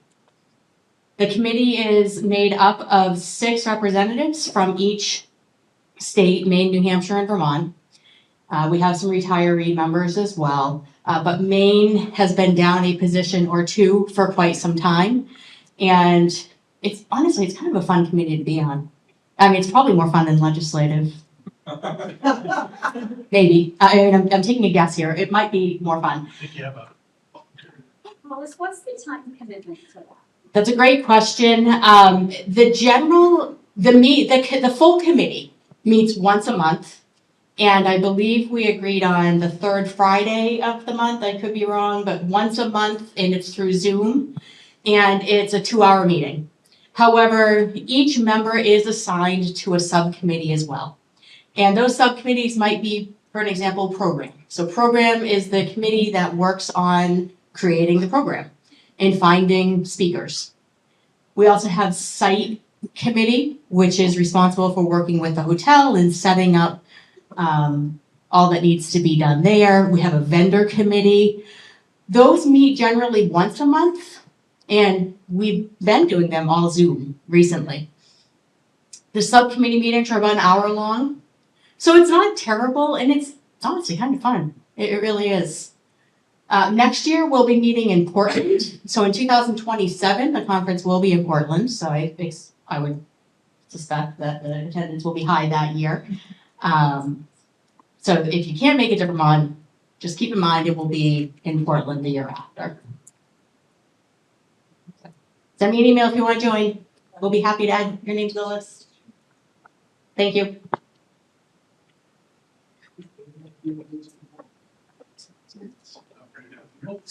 Unless there's any other committee. I would just put in a plug that we could always use a couple people in legislative as well. Anybody's interested. And basically what the legislative committee commitment is listening to, basically looking at the legislation and listening to committee. And I often have my earbuds in for the whole afternoon, just listening to what's going on in the ed committee. And I think Zach does the same thing, right? You basically just sit and listen to what's happening in the committees. So it's sort of a time commitment, but not bad. Okay, so one of the things that I'd like to see happen for us as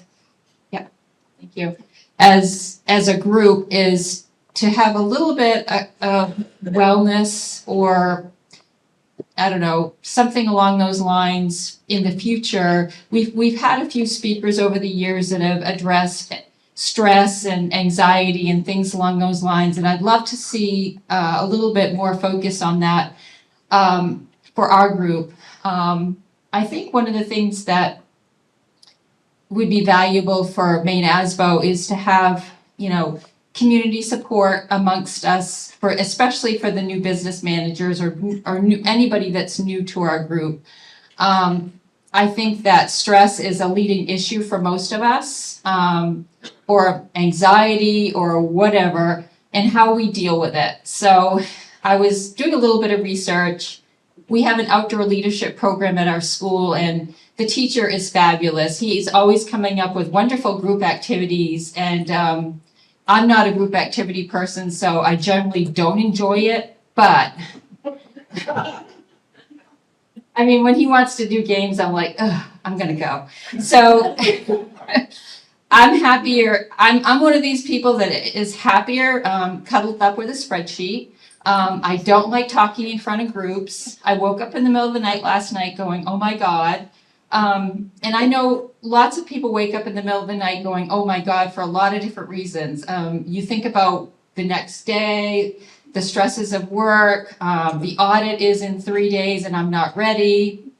So one of the things that my teacher sent to me was this little diagram for icebreakers. And I've just brought it up because when I look at the diagram, I think to myself, Sometimes I'm that person that's falling off the tree. Sometimes I'm hanging on by my fingernails. And I think we all feel that occasionally. So I just wanted to acknowledge the fact that as a group, we're sometimes in places that are difficult. And I'm hoping that in the future, at some of our meetings, we can at least talk about it a little bit or have some support.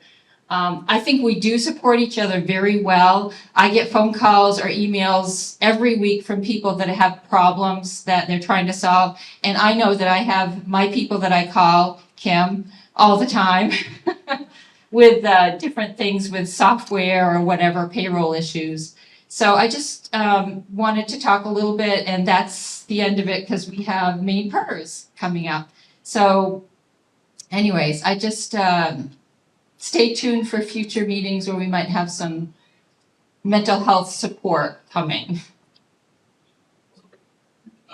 New business? Okay. Anybody have any new business to bring up before we end this part of the business meeting? See, new business? Old business? No? Okay. Okay, motion to adjourn. I heard a second. Oh, no, this is just the business part of the meeting. Yeah, we are going to have a presentation right after this. Motion.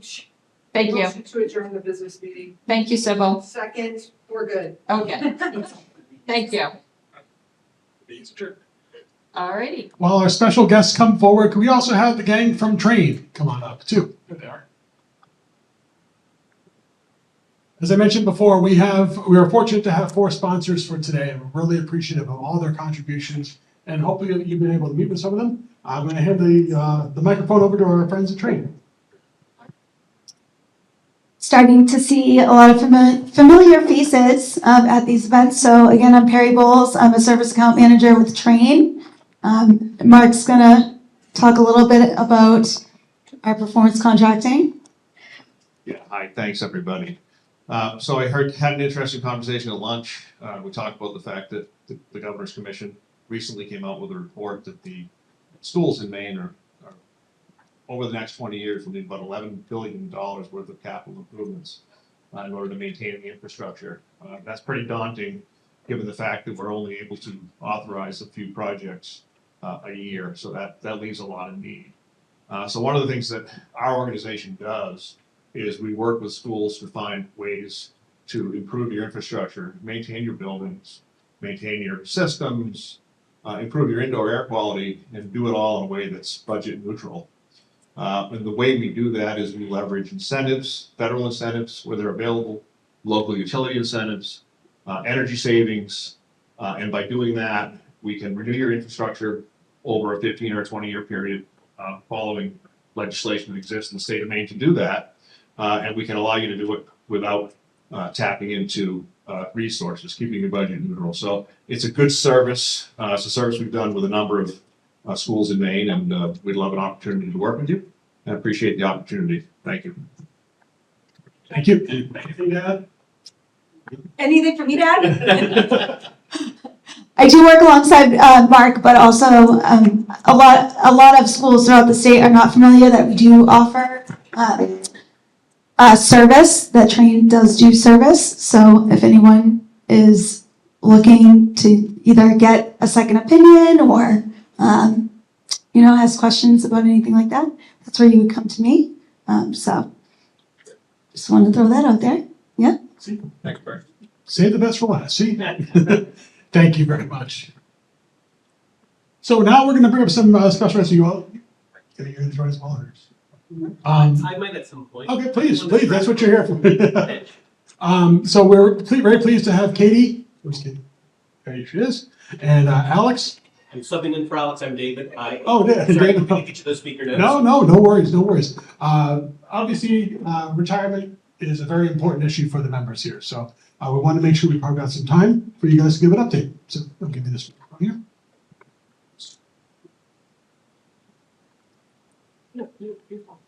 Oh, I get that. They say, come with us. You have one slide. I think picking up the intro covers more than one slide. I will step in while she's getting set up. Thank you for having us. Some of you may recognize me. My name's David Jones. I'm a retirement services business leader at MainPers. I'm 12 years in now. At some point, I switched hats mainly from the teacher plan to the participating local district plan, so I have a little bit of both of that knowledge for you. What we are going to cover today, for my piece at least, is starting with teacher plan membership.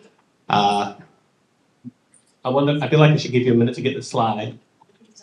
Is it up? Oh, isn't there slide still? It's plugged in.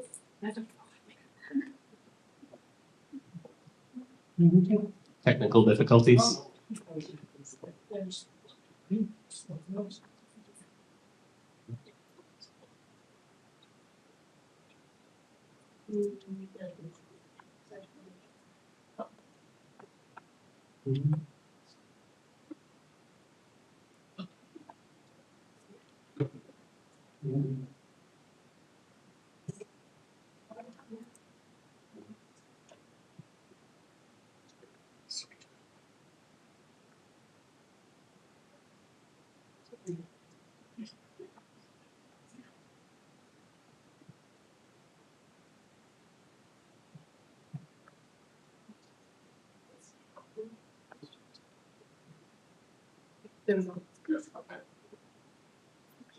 Thank you.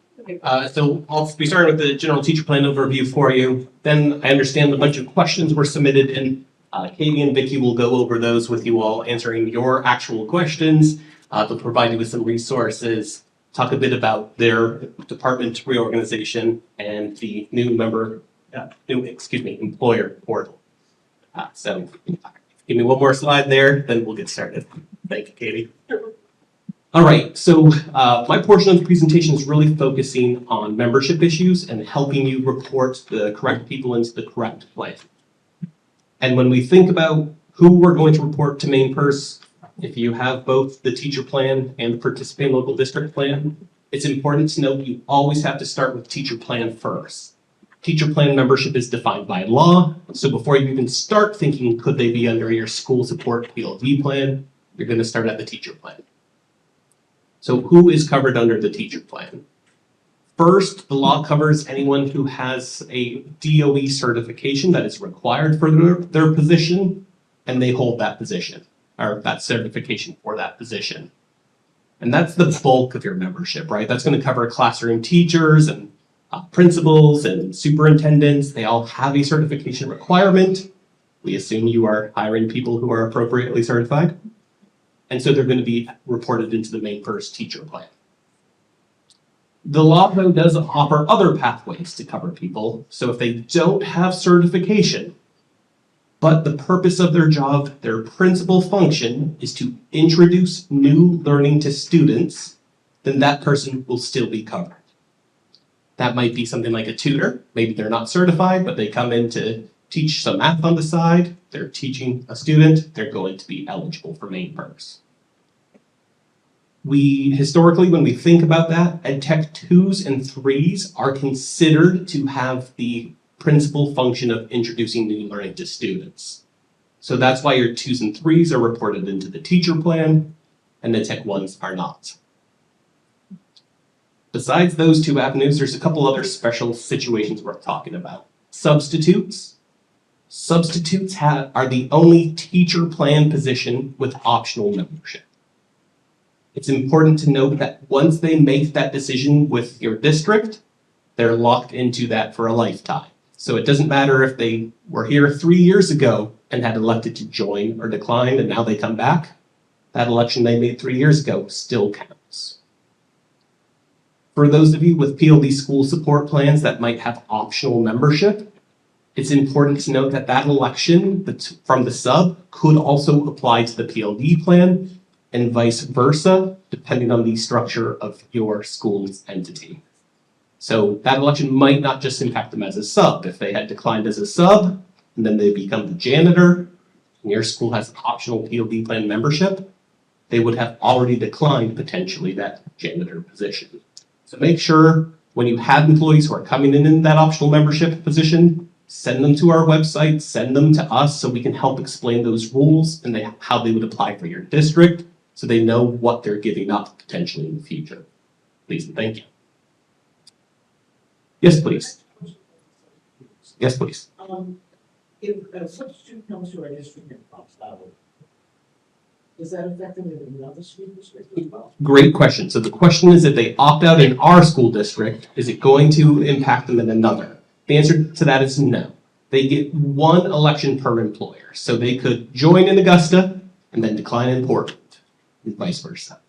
Thank you for the question. Coaches would be next. For coaches, what determines whether someone gets to participate for coaches and or adult ed, two birds, one stone, is if they have what we call a basis for main PERS state or teacher plan membership, which essentially means that person has contributed into the main state or teacher plan before, and they have funds on account with us.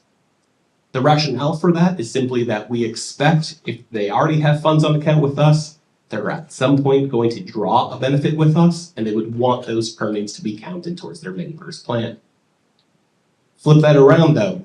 If they've never been a main PERS member and they're coaching for you or doing adult ed teaching, they're not really expecting a main PERS retirement. That would potentially be diverting funds away from Social Security for them, for example. So if there's no basis with us, then they don't contribute. I will acknowledge the tricky part of that is that can sometimes change. You might have somebody who, when they start working with you, you call us and we say, yep, they have no basis.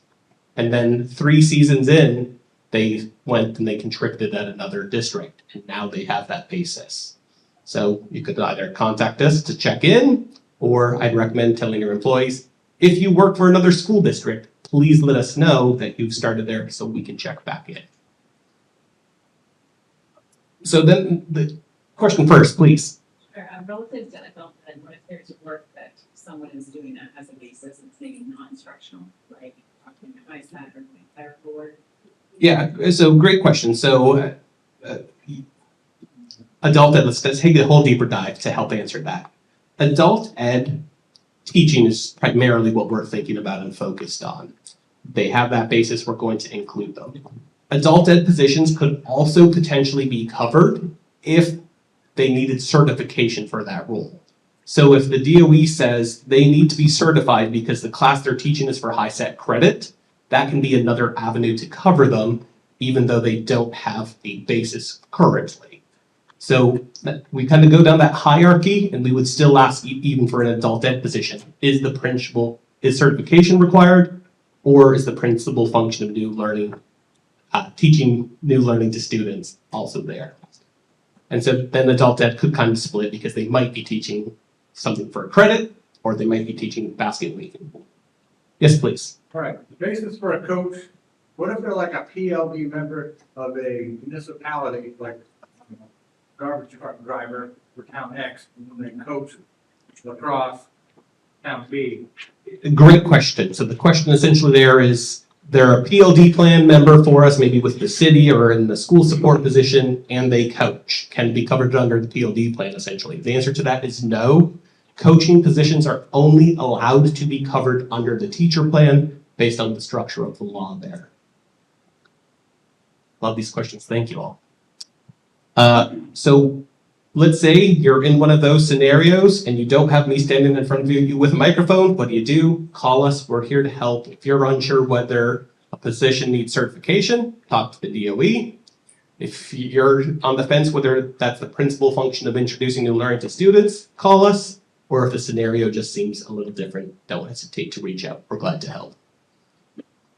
One last plug. We offer member-specific seminars through our website. There is what we call Ready to Retire, which is somebody who's getting ready to go pull the trigger and they want to know all the details.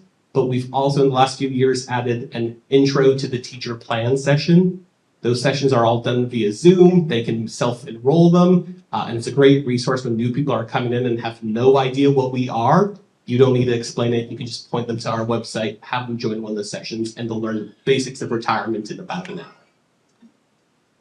That was everything for me today, unless there's any last minute questions. Otherwise, I thank you all for your time and attention, and I'll turn it over to Katie.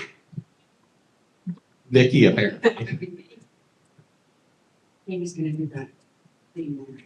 All right, So you guys all asked a few questions of us, and the first one is, when do the rates change? The rates change for main pers for teacher E and PLD on July 1st. The confusing part of when the rates change is if your first pay in July is from work that they did in June, it is still at the new rate. So it is any money that is paid in July, regardless of when those hours were worked, it is at the new contribution rate. Questions on that one? All right, when do group life insurance premiums need to be updated? We expect all entities to send us a upload file by end of April, and that takes effect as of July 1. So we get everybody in, gives us time to make sure that we've received them all, and if we haven't, to reach out to those folks that we still need them from, and they update it as of July 1. Now, if somebody is on the file currently as, we'll use an ed tech and a teacher, so they're on as an ed tech, and then May 1st, they become a teacher, they don't get the higher GLI level until the next year. So you either stay higher or lower if you change positions as of the date that you upload that file to us in April. So it's for the year. Next question is there a calendar of important dates on our website? And there is. The link is there. If you go onto our main pers website, it will tell you things like when the payrolls are due, when your GLI uploads are due, all of those things that we want from employers. We've kind of replaced the when the payrolls due thing with a calendar that gives you more detail on some of the other items that we need now. We changed the way we make our payments through ESS not too long ago, and that became very confusing. It's confusing for us too. If you're paying your bill in full, it's not confusing, but if you ever have to pay short pay or overpay something, the system is not real friendly. So there is a guide out on the main pers website, and when you log into ESS, it's also available there for you. But if you get there and you read that confusing guide, because it is confusing and you need help, call your account associate. We'll walk you through it the first time. After you do it once, you'll be fine, but it is a little weird. What documents do you need when you have a new hire? When you have a new hire, you need to fill out a membership application, regardless of whether they join or decline. It's just as important to put a decline application in as it is a join application, because it protects you from somebody coming back later and saying you didn't offer them membership. If we don't have that on file and they contact us and say you didn't, we have to go with the member and we'd have to work on getting them joined if that's what they want. So putting those in is super important. Also, if you have group life insurance, you need a group life insurance form. And then the member is responsible for making sure that they get their beneficiary forms back to us. They can either, some employees will give it back to the employer and the employer will submit them to us, and that's fine. Other employers have their employees submit them themselves, and that's fine as well. As long as they realize if they do not submit them and something were to happen, the benefit is then determined by statute. So it goes by who in line is the next person that should get a benefit when somebody passes. And I don't think anybody really wants that, but maybe somebody doesn't care. What document do you need to submit when somebody terminates or retires? So if somebody's terminating, all you need to put in is a personnel status change form or PSC form. That tells us that they've terminated employment with you, and it allows us to do things like refund their contributions, or if they do decide to retire later, the terminations are already in there. I recommend to employers, if they have an employee that has at least 5 years of time with you, that means that they're vested. It's really best at that time to fill out a vacation and sick leave form when they terminate and put it in, because you might be their last employer with main pers. But they might not only be 40 years old and not actually retire and collect that 5-year benefit until they're 65. And 25 years later, we're going to reach out and say, can we have a vacation and sick leave form for you from you? And somebody's going to be down in the basement looking through the spiders, trying to find that old payroll system that no longer exists and try to explain to us what that is. If you put it in and we don't need it, it's just a form that you've done and it saves that aggravation. If somebody's retiring, the most important form that Retirement Services needs is the preliminary benefit certification form. They need that as soon as the person has terminated employment. So the day of or after, you can't do them before. The reason we don't accept them before is because people change their mind. Somebody comes in, tells you they're gonna retire on June 30th and it's January, you think, great, I'll get ahead of it and I'll submit that form. And then they come in February 28th and realize that the things all didn't line up the way they thought they were, they're not gonna have enough money to retire, they're gonna work 3 more years. Now you gotta go and get it back. So we ask that you don't do that until after their last day of employment and then submit that form to us. That allows us to know that you've certified they're terminating and put them on our payroll and take them off yours. Then we would need a vacation and sick leave form for these folks.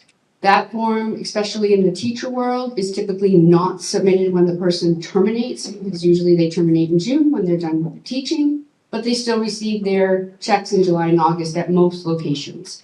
Some employers pay out the contract in June. If that's you, you can submit that form as soon as you've made that last payment. If that's not you and you're not paying them out until August, have no fear, you can submit that form in the end of August, beginning of September. We're not going to use it for a few months. I think we're about a year right now. So they're gonna stay on that preliminary benefit while we get to them. And then when we get there, we'll have the form all ready. We won't have to reach out to you. We'll be able to go ahead and process their final benefit. Question? Just a question on the personnel status change form for teachers that are retiring. It's always been a question about what date do we use as a termination date? Is it the last day they were in the classroom? Is it the date their benefits end and their contract ends? If you could clarify that, that would be great. Sure. So on the termination form, you're going to use the last day they worked.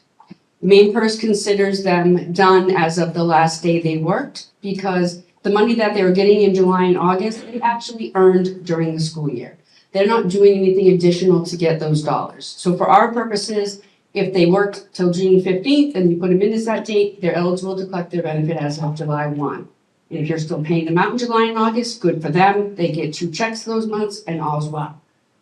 So it's the day they last worked for that form. Anything else? Oh, there we go. So as far as the group life coverage, if they have group life, and that term date is June, do they still pay until end of August? Or They do stop not. in June? They stop in June. So if they're going on retirement, they would stop in June, and if they have at least 10 years in our group life program, they would then roll over into the retiree return to work group life. That's July 1? Correct. Anybody else? I have a question about when the GLI premiums change. I've always submitted my reports by the end of March, and the premiums change the first. And you said it was July first. I've done that until this year. Change April 1st? I always submit, they're looking for my reports at the end of March first. Yeah, so we start asking for it so that we can start getting them in all by the end of April, but we don't actually increase your rates until July 1. So you can submit it at the end of March, that's fine, because you're basing your numbers on the W-2 at the end of the prior year. So if you get them in then, please, send them on in. But we're changing the rates as of April first, and there's no difference in our bills. You're changing your rates for your employees? What they charge? Premium rates, April 1. What location is that? City 75. And I reconcile my bills every month. And there's nothing. The same thing. You guys start charging the new rates as of May 1st. And May 1st. So can I just have a couple school names? We'll take a look when we get back to the office. So 75 and then Oxford Hills Technical. Oxford Hills Technical. And North Haven Community School, MSAD 7. MSAD 7. Anybody else that's doing it that wants us to look and you can reach out? MSAD 7, pretty sure Brunswick. Brunswick. I do too, but I mean, probably a lot of us. It's okay. So what we'll do is we'll find the answer. I don't know how to get the answer back to all of you is the problem. I can We reach out can give it with to Colin and Colin can make sure that he updates you guys at your next. Yeah, so it's the MeASBO. Yep, so we'll update Colin with the answer. Go ahead. I just have a question on group life insurance. If a retiree is done on June 30 and they're paid out before the end of June 30, and then they go back to work with the same district in September, do they qualify for the supplemental life that they can pay premiums on as well? They do. They do, okay. Yep. And if they come back as a new employee, they're able to take life insurance again. If they're in the teacher plan is paid for by the state of Maine when they're retired. So if you guys pay your teacher GLI premiums for them while they're working, then you can't pay for them as a retiree, the member would have to pay for them. So if it's normally $5 a month, they'd have to then pay that if they want to take it as a retiree. Because they can't get two free, they can only get one free. So because you're getting the free one through the state, if they come back and work as a retiree, the member is supposed to pay for it. Okay. Anybody else? All right. Too fast. Okay, can the membership enrollment application and GLI be combined? I wish. Unfortunately, no. We are in the middle, of those of you who don't know, of a new pension administration system, working on starting with a new company. It is about 3 years out. We're hoping to make some things easier for our employers. We haven't discussed that yet, but we are talking about things like, can they do uploads at the beginning of the school year and upload a file with all of your application information rather than having to do one by one by one. So we are trying to make things easier for you folks, but that is not something we've talked about quite yet. Probably because some people like it and some don't. I guess you could still decline on the app. Would Maine PERS consider accepting termination forms? We talked about that a little bit before about why we don't. We don't like to accept them before because too many have changed their minds, and then we have to go back and unterminate them, and it causes a mess. You only get 60 days from the termination date to continue to submit payrolls for an individual. So for teachers, they usually finish in June. We usually expect to see a July payroll and an August payroll, and it works out great.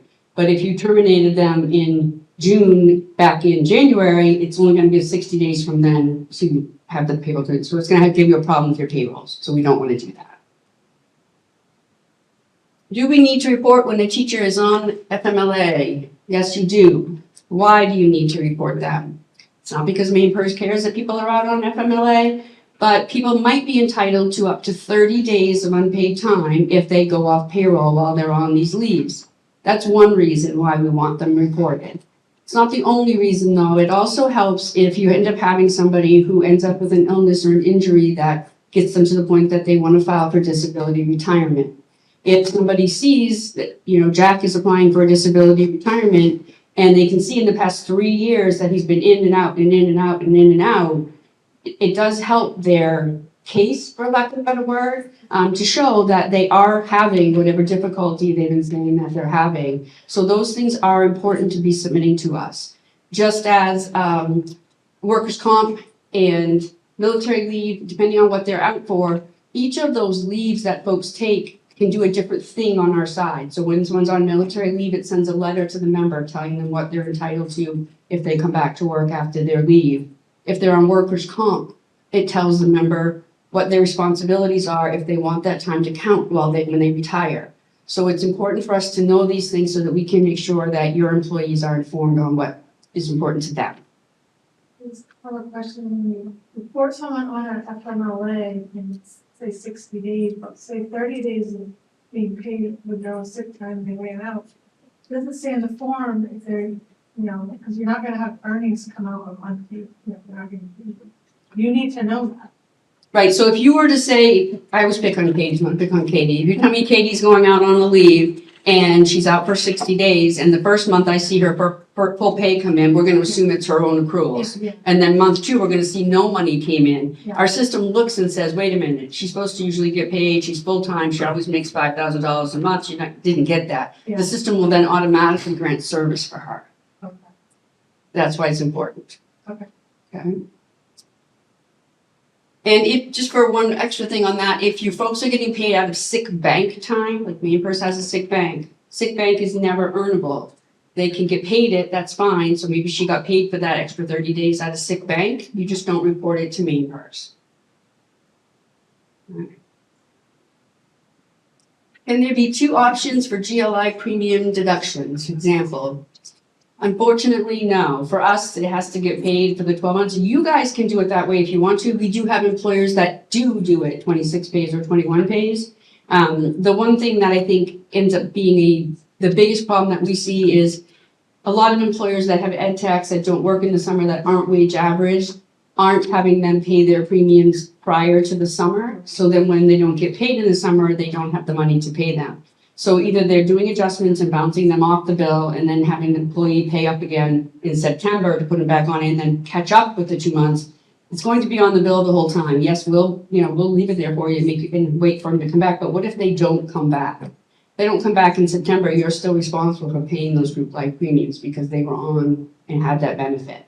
So it's really better, especially in the ed tech world, that you do divide and make sure that they've paid it before the end of the year and basically have it as a slush fund in your side that you can then just pay us when it's due.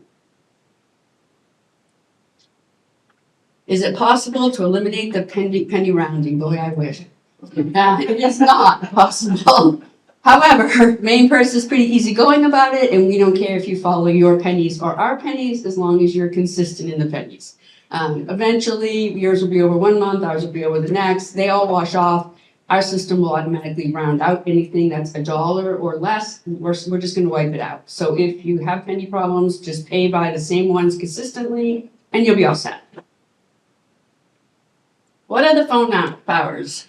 So our regular hours from the lobby are 8 to 4. However, our team works 7:30 to 4. So most of your account associates, most of them, we have a few that work 8 to 4:30. But most of us are there at 7:30. Our employer reporting line is open at 7:30. So if your account associate is not available and you want help, you certainly can call them that time and somebody else can step in and help you out. And then you have crazy people like Katie and I that get there at the crack of dawn.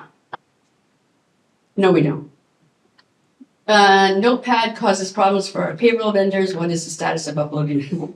Well, we just kind of talked about what the status is. We're working on a new pension system, which will make that go away. What the new one looks like, we don't know yet. We're just in the collaboration phases now. But we're hoping it doesn't look like it does currently so that it makes your lives easier. Sources of income are considered earnable compensation. So there was an earnable compensation document out on the MainPers website, and it was okay, but David and his team recently did a fantastic job updating that and putting more categories on there and more detail. So not only did they put earnable or not earnable, but if it's something that's a little confusing, they gave you a little extra detail. So that is available on the MainPers website under user guides and references. And if you look at it and you find that you guys are consistently paying some other type of payment, all you have to do is send that information into your account associate. We'll either know the answer, and if we don't, we'll reach out to our counterparts and find out if that's considered earnable or not. Is there a reason for requesting both a mobile and a phone? No, there's not. The reason we ask is because some people don't have a home and some people don't have a mobile. So they put both on there because when they do call in to check their account, that is one of the things that our system uses as a security thing to verify that you are who you say you are, which is why we added phone number to begin with. So it doesn't matter if you have both on there, as long as the member knows that if they do have both and they only give you one, that's the one that when they call us, they give us. So that they don't tell us their home number and really it's mobile, because then we'll say you can't verify yourself and maybe we make them give us both, I don't know.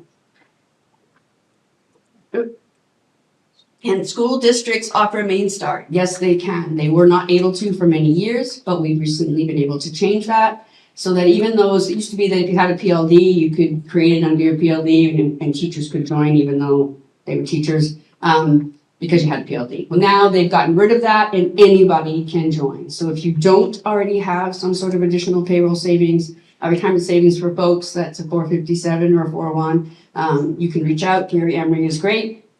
The other nice thing about it being Main Start with us is that he does a lot of retirement sessions with you folks, and he'll come out and look at what they're putting into their Main Start and what they're putting away from MainPers, and kind of give them like what their picture looks like when they retire, because it's all here and you can see it. And so it kind of helps people plan for their retirement a little bit better. So if that's something you're interested in, either let us know or contact Gary directly. And that's a little bit more about it. It's a tax advantage savings plan. We have both pre-tax and post-tax for Roth. It's very easy for the payroll clerks to administer. There's one spreadsheet that you upload. It's an Excel document. You just upload it to ESS just like you do your payroll file. each time you do your payroll. So whether that's weekly or bi-weekly, you send it in to us and then we process it and get the money over and get it invested for you. Is that program is that required that the employer has to contribute as well? No, no. They can if they want to, they can do a match if they choose to, but they do not have to. So what is this, we kind of talked about this briefly earlier, the status of uploading high volume. They have got it working and are testing it. We have not rolled it out to our folks yet. I'm hopeful that we'll roll it out between now and the time we switch out to our other session because we still have 2 more years for you guys to do those September 800 million applications. So it would be nice if you could use it in the next couple of years. We didn't roll it out this year because I don't think we're quite ready. What is the Chapter 201 rule? Chapter 201 is about allowing us to put in some interest charges to folks. We've never done it.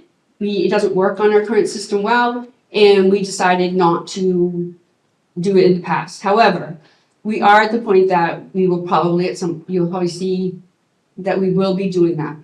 They haven't decided currently if they're going to do it based on an interest percent or if they're going to do it based on the payroll size and just do a flat fee by 1,000 or whatever it may be. But they will be probably initiating some sort of a late payment if people don't get their file and payment in by the 15th of the month. Some people think I can get my payroll in and I'm done. No, the payment also has to be at MeASBO. How does it affect payroll? It does not. All it would do is give you an extra bill, for lack of a better word, an extra cost that no one really wants to pay. Now, does that mean that if you guys are going through a payroll software conversion and the first month crashes, that we're going to say, oh, sorry, you're going to have to pay? No, it doesn't. We're going to work with you. We understand it. We've all been there. But if you're one that every month is 10 days late, 5 days late, they're going to start doing something to make sure. Because main PERS is responsible for paying your folks' contributions interest as of the 15th of each month, regardless if we receive the money from you. So if we have to keep doing that, it decreases the plan for us. So we need to do something to make sure that folks are getting the money in.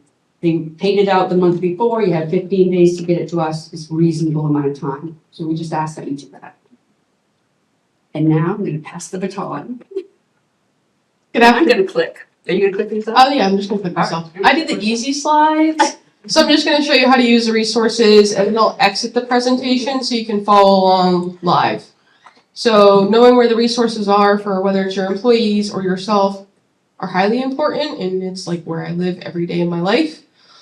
So if you don't know, mainpers.org/employers will have your frequently asked questions, also user guides. Normally when my employers email me, I'll give you the answer with the link. Just because when I first started, Vicky was my link, because I didn't know what A plus B equaled Z squared. So there's also employee quarterly newsletters. So if you're not getting those newsletters, you might have opted out at some point.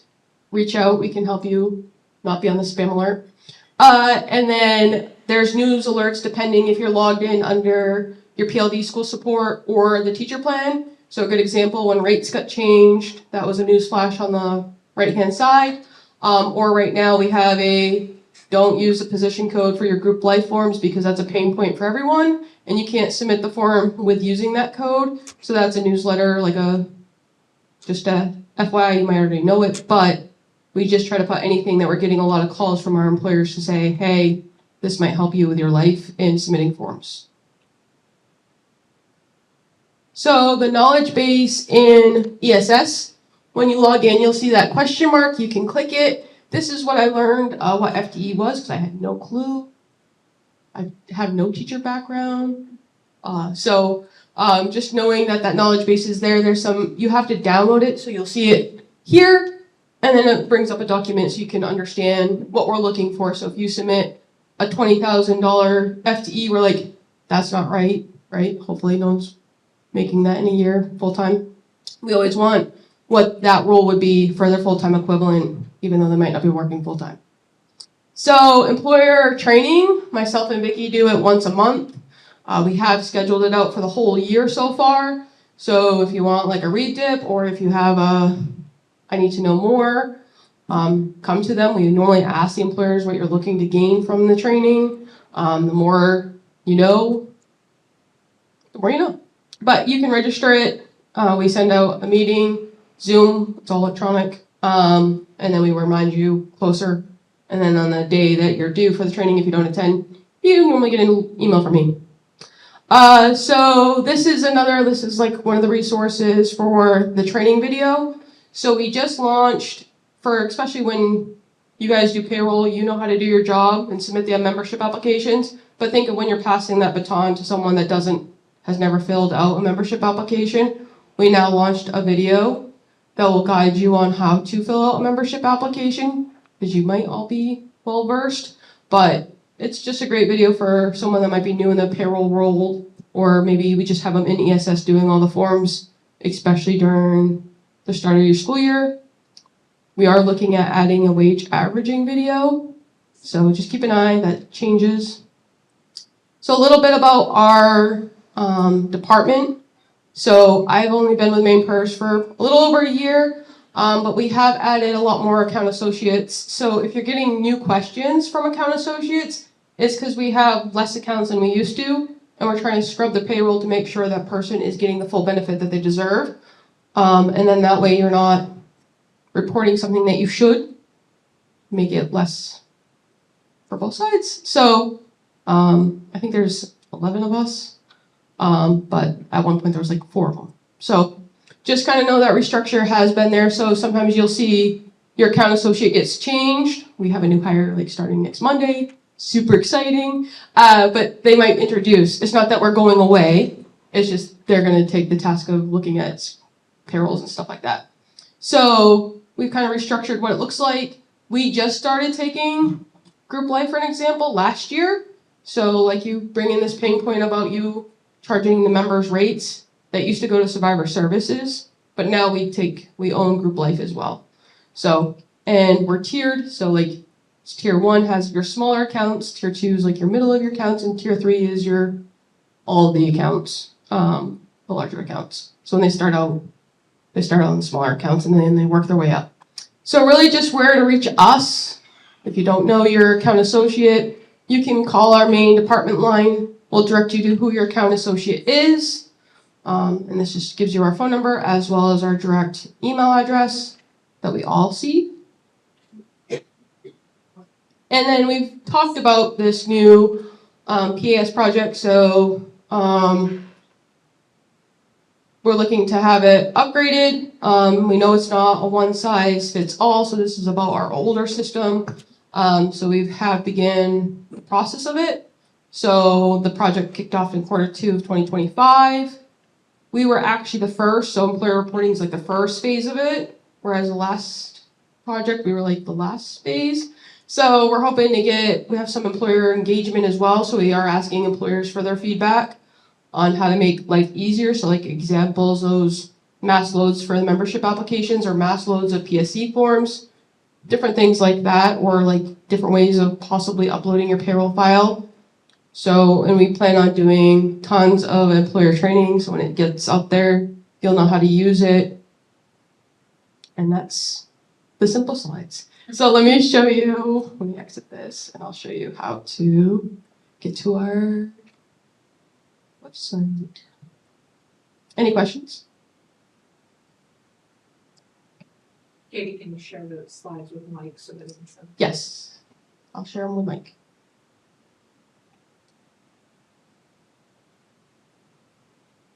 So mainpers.org, a lot of your information is going to be under the employer section. Oh, just kidding. How do I get in the show? No, I don't. IT's not my thing. It's still plugged in. I'm sharing a beautiful screen, I promise. Please have patience. Presentation.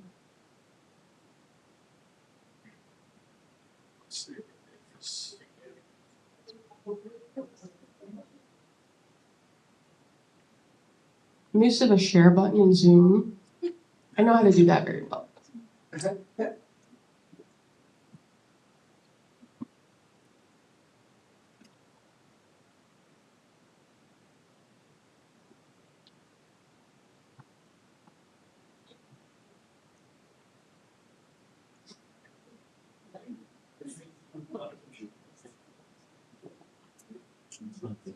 No.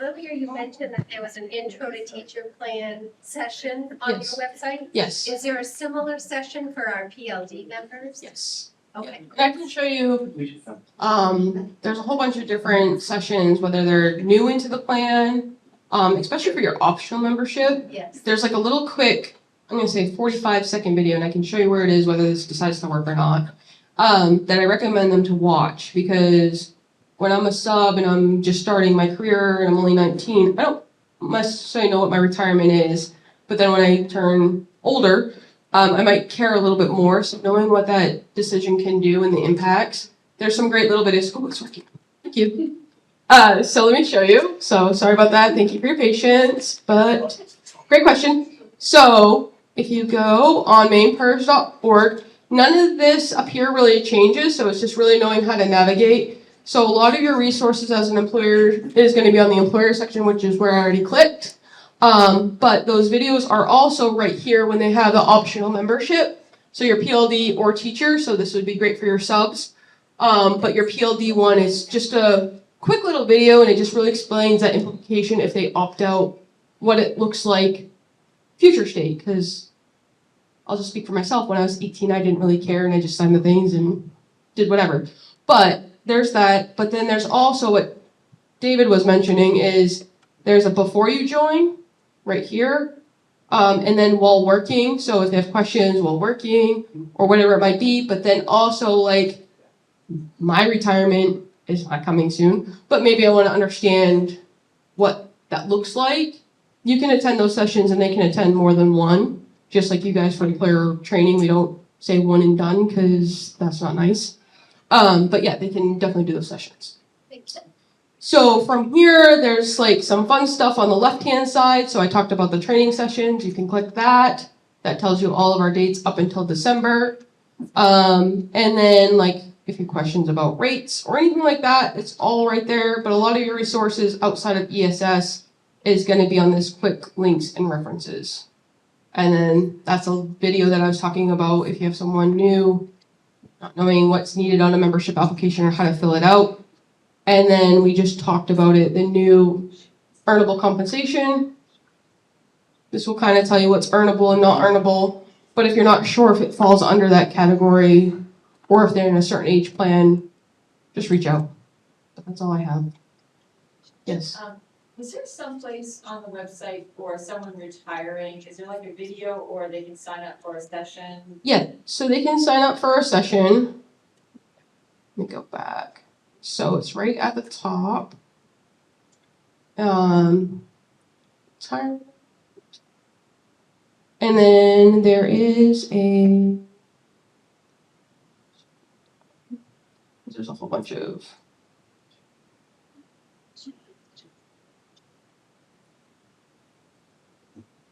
let me go on.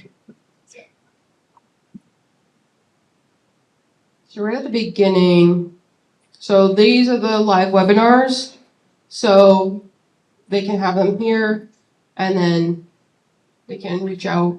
And they can even reach out to our member portal, like our member services and say, hey, I have these questions. The only thing our slide did say is that they're open on, like the lobby's open on Friday. The lobby's not open on Friday, but they can take calls on Friday. Any other questions? Good. Thank you for your time.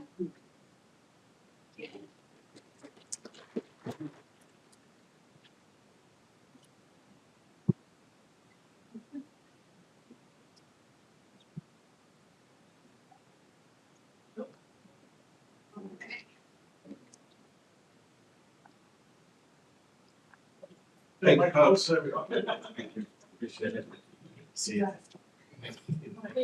Oh, there is handbooks, whether you're from a PLD or a teacher, if you'd like to take this for your newer employees.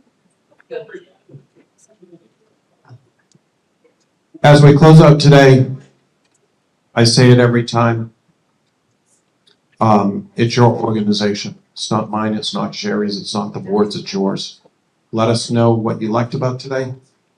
Any good comments go to me. Any negative, bad comments go to Mike. Anything Right in the that, bullseye. anything that's in the middle goes to Sherry. Yeah. October 10th, Drummond just sent out the email for October 10th registration. It is in Brewer. It's not in Augusta. It's at Jeff's Catering in Brewer. For those who are traveling, I already made a hotel reservation. I am not doing 3 hours to Brewer on a Friday morning. But just know there's other things going on up in that area. If you're looking to stay overnight, I would suggest you book hotels sooner than later. We did try to find a different location than Augusta with Drummond. It's going to be an awesome day. I'd recommend that you take advantage of that. November 7th, Green Ladle in Lewiston is our next meeting outside of the Drummond Conference. Lunch and learns, topics, please make sure you send them to Mike and let us know. Anything you want to comment on about today? You just want to go home and it's nice and sunny out. I want to thank all of our vendor sponsors for today. Thank you for hanging around and sponsoring our organization and our members. We appreciate it and we appreciate you. Thank you all, and if that's it, any more from you? No, not for me. Have a great day, and hopefully we'll see you in Brewer on the 10th of October.